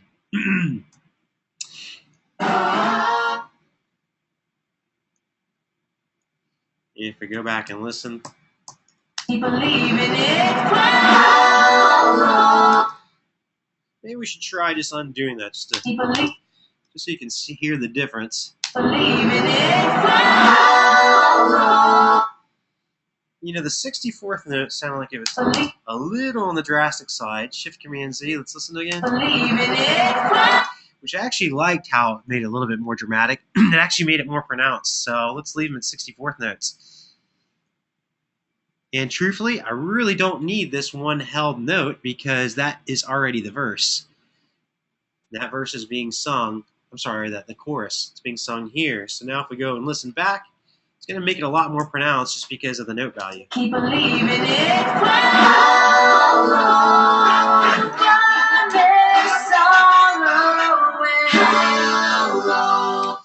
All right. So I tell you what, let's wrap that for tonight. I'm going to save my work, and I'm going to open it up for questions. I could go on all night long. I know you guys are probably tired of hearing me ramble on. And by the way, I can barely sit through a 2-hour movie. It better be a lot of action. So even watching somebody work in Pro Tools has its limits. So I really appreciate you guys coming and hanging out tonight. Hope I shared some stuff with you guys on some ways to change your performance of whatever it is that you choose to work on for the month. And I hope I was able to give you some creative energy into things you can do with your project. Next week I'll probably work on some more. I'm going to go ahead and probably copy our bass line. I'm going to go listen to the bass line note for note. I'm going to repeat that bass line using a virtual instrument and just kind of pencil it out. The cool part is the bass is going to repeat itself throughout the section, so it'll be real quick and easy for me to pop it into place now that I have memory locations stenciling out my entire song. So once I get the verses and the choruses down, that'll basically be it. Then I'll just grab them and drag them to their correct spot. And then I'll probably end up layering bass sounds together with some other synth sounds. Theirs is already a synth bass anyways, but we'll get some really cool growly synths happening by blending some together, and show you some other cool tricks. We'll maybe even reverse a couple of those synth nodes by committing them down to audio and then reversing them. You can hear in Trent's original work, especially on the drum parts. If we go back to Indaba, you can definitely hear that Trent did that on a lot of the notes. If we go back here to the opportunities page, I tell you what, I'm going to go ahead again and open it up for you guys' questions, but I just wanted to again let you hear some of the reversed drum parts in his original track, and I'll show you how we're going to do that. Of course, you guys have seen me do it because you saw me do it with a couple of parts and putting a reverse reverb effect. It showed you guys how to get that ghostly effect to where it walks into the actual verbs.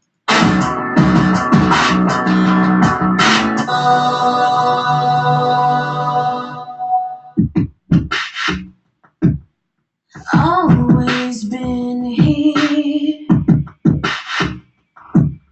It almost seems like yesterday. So you can hear where there's some reversed kicks and reversed toms and stuff that go into his pieces. I'll show you how to create those, and we'll create a couple. He put his throughout the entire song. Not really sure if I'm going to do that. Frank's asking, can you do live bass on a remix? Absolutely. Heck yeah. If you've got an axe and you already own that axe, and if you play clarinet, flute, you put whatever you want on this remix. I want you guys to have fun with this. I want you guys to know how to use Pro Tools and be able to get in there and manipulate your music so it comes out the way you had it in your head. 9 times out of 10, it usually won't come out exactly the way you have it in your head, but if you know how to use Pro Tools well, it'll come out a little more close to how you expect it to come out in your head. And a lot of times, 9 times out of 10, you'll find a happy accident that may not be what you had in your head, but it still works. And one of those key factors into getting that to work was working with your grid and making sure your grid lines up with your music. So Anton says, I downloaded the Hurricane song, which doesn't have any stems. If I decide to keep that song in my remix, do I use the samples from Big Fish? Antoine, what I would recommend you do is I would recommend you go buy the song. Notice here it says buy, and I believe it's only going to be like, what, 99 cents? It's not going to be $10, I know that. But you're going to want to buy the song, that way you have a guide track. And you're going to want the guide track so you can throw it into Pro Tools and stencil out the actual song itself. The guide track you're not going to use in your production. You're only going to use those vocals, but that way it'll let you hear what they had in the original song. Because when we come back next week, you're going to hear me basically mimic their bass line. So if we take a listen to this bass, I'm going to pull this bass up, I'm going to solo it out, and I'm going to listen to it. Now, you won't have the luxury of soloing out a bass, but at least you can listen to it to try to figure out what their original bass line was and mimic it. So,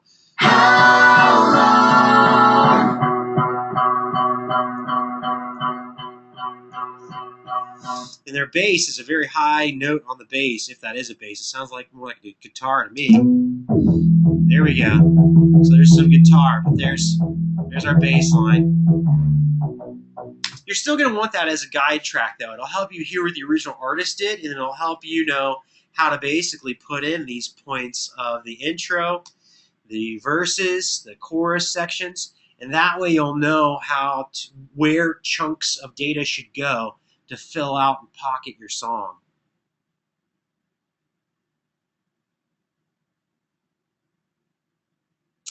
Yeah, you could just listen to it through Indaba, but again, I think it's really going to benefit you to have it in your session. You're more than welcome to, if you don't feel like purchasing it, you don't have to. It was just a suggestion. If somebody sends me, or if I get a vocal track, I usually go grab the original song anyways. And I'm, again, just using the original song as a guide track that will never be heard in my final product, but it's totally up to you. You don't have to purchase it. It's just a recommendation. Cool. Any other questions? I'll hang out for, say, like another 10 minutes or so to get all your questions out of the way. By the way, I have been recording tonight, so if you joined us late, not a problem. This will be archived, and you'll be able to then go back through and see anything that maybe you potentially missed. Yeah, absolutely. Anton's asking, can you start working on your remix? Yes. Yes, this is why we started this off at the beginning of the month. We want you to work on this throughout the month. We want you to apply the principles of what we're doing. Week 1, we're importing stuff. So what better opportunity to import the files of your final project? So yes, I absolutely want you to go pick a song. Go pick one for right now. If something opens up later in the month and you get really excited to work on something else, I don't want you to have used all of your opportunities. So you might want to go pick your song now and start working on it. I typically would not suggest for you to switch songs in the middle because you're already probably going to get a lot of work done and you're going to just end up having to do all of that work. But yeah, you're more than welcome to start on. In fact, I highly recommend you guys get working on this right away. I know it's the final project. You still got 3 weeks before it's due, but you'll be surprised how quickly that'll come up on you. And there's nothing worse than waiting till the last week and trying to cram for that because you're going to have a 50-question exam. You'll have a screen capture that you'll have to turn in that week, and then you'll have this final project. And the final project, it looks like fun, and it will be fun if you work on it little by little. If you wait till the last week, you are going to go into panic mode, and you're going to break down on me, and I don't want that to happen. There's nothing worse than running into a deadline and knowing that you're not going to turn in your best work. So I highly recommend you go get your files this evening. All right, guys. Well, I'm going to hang out for another couple minutes to see if you guys have any other extra questions. Robert Webster had a question here. Will a numerical USB keypad function the same as if I had the entire keyboard in regards to the shortcuts in Pro Tools? No, it will not. I don't know why it is, but I have had students go out and purchase just the numeric keypad and try to use that. I'm not really sure the reason for that, but no, Pro Tools key commands will only recognize a full keyboard and not just the numeric keypad off to the side. Again, I have no idea why that is, but I highly recommend you purchase a full keyboard. And make sure, again, it's a Mac keyboard, not a PC keyboard. PC keyboards, although they will work, you're going to find that multiple keys, not just one or two, are actually flipped around backwards, and you're going to become frustrated. You can actually find an older model of these keyboards. If we were to go into something like eBay, you can find these for cheap. I'm talking like 15 bucks. This guy right here, brand new, is $50 from the Mac store. Heck, it does the same thing as any other keyboard. So if you can find the same thing for 10 bucks, I would not recommend spending 50 bucks. So if you go to eBay and you just type in, if you go underneath their advanced search, it's probably going to ask me to log in. Okay, there we go. So Mac keyboard. Keyboard. And if we look at completed listings, this will just kind of narrow down and show me what things have sold for recently. And we'll look at our search here. This is not a full keyboard. Notice it's missing the numeric keypads. It's sold for $16. Do not buy it. Even though it's Bluetooth and wireless, it's not going to help you out.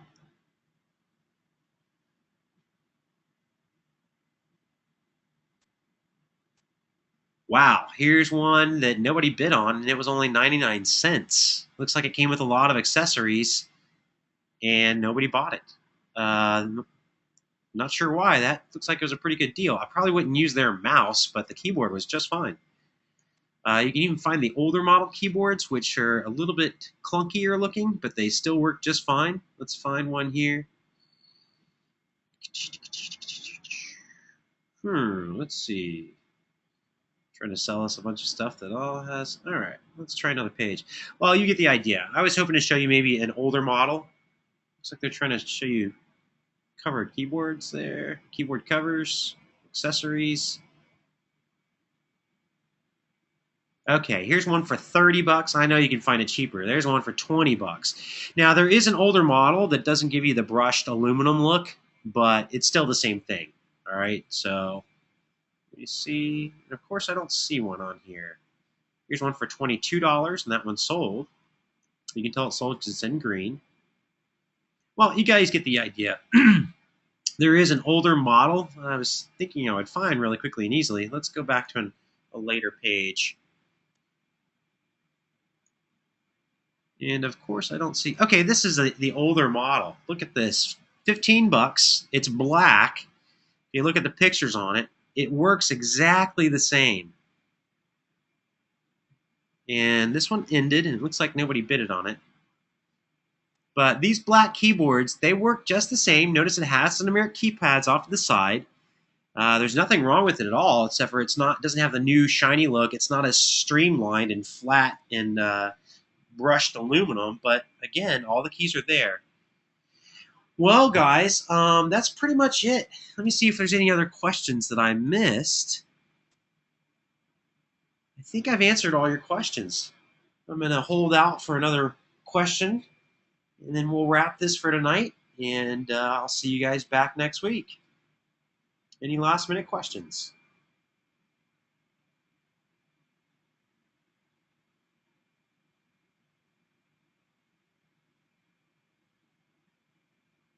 All right, guys. Well, listen, thanks for coming and hanging out tonight. I appreciate you guys attending and taking the time out to hang out with me this evening. Nice to see everyone showing up, and I look forward to seeing you back next week where we keep whittling away at this song and making this into our little masterpiece. And I'm excited to see what you guys end up doing with your final project as well. All right, guys, take care, and I look forward to seeing you back next week. Don't forget, you also have Brad Barbie this Wednesday night and Thursday night. And Brad's always really good about going over things that will be coming up as well. So be sure you attend those. If you can't attend them, again, not a big deal. You're not required to attend any of these. And in fact, you could get by in this course just fine without attending the live streams. However, the live stream archives that you see that are worth 1 point, those are a lecture atmosphere, and half of your test questions come from the book, and half of them come from those live stream archives. So make sure you watch those.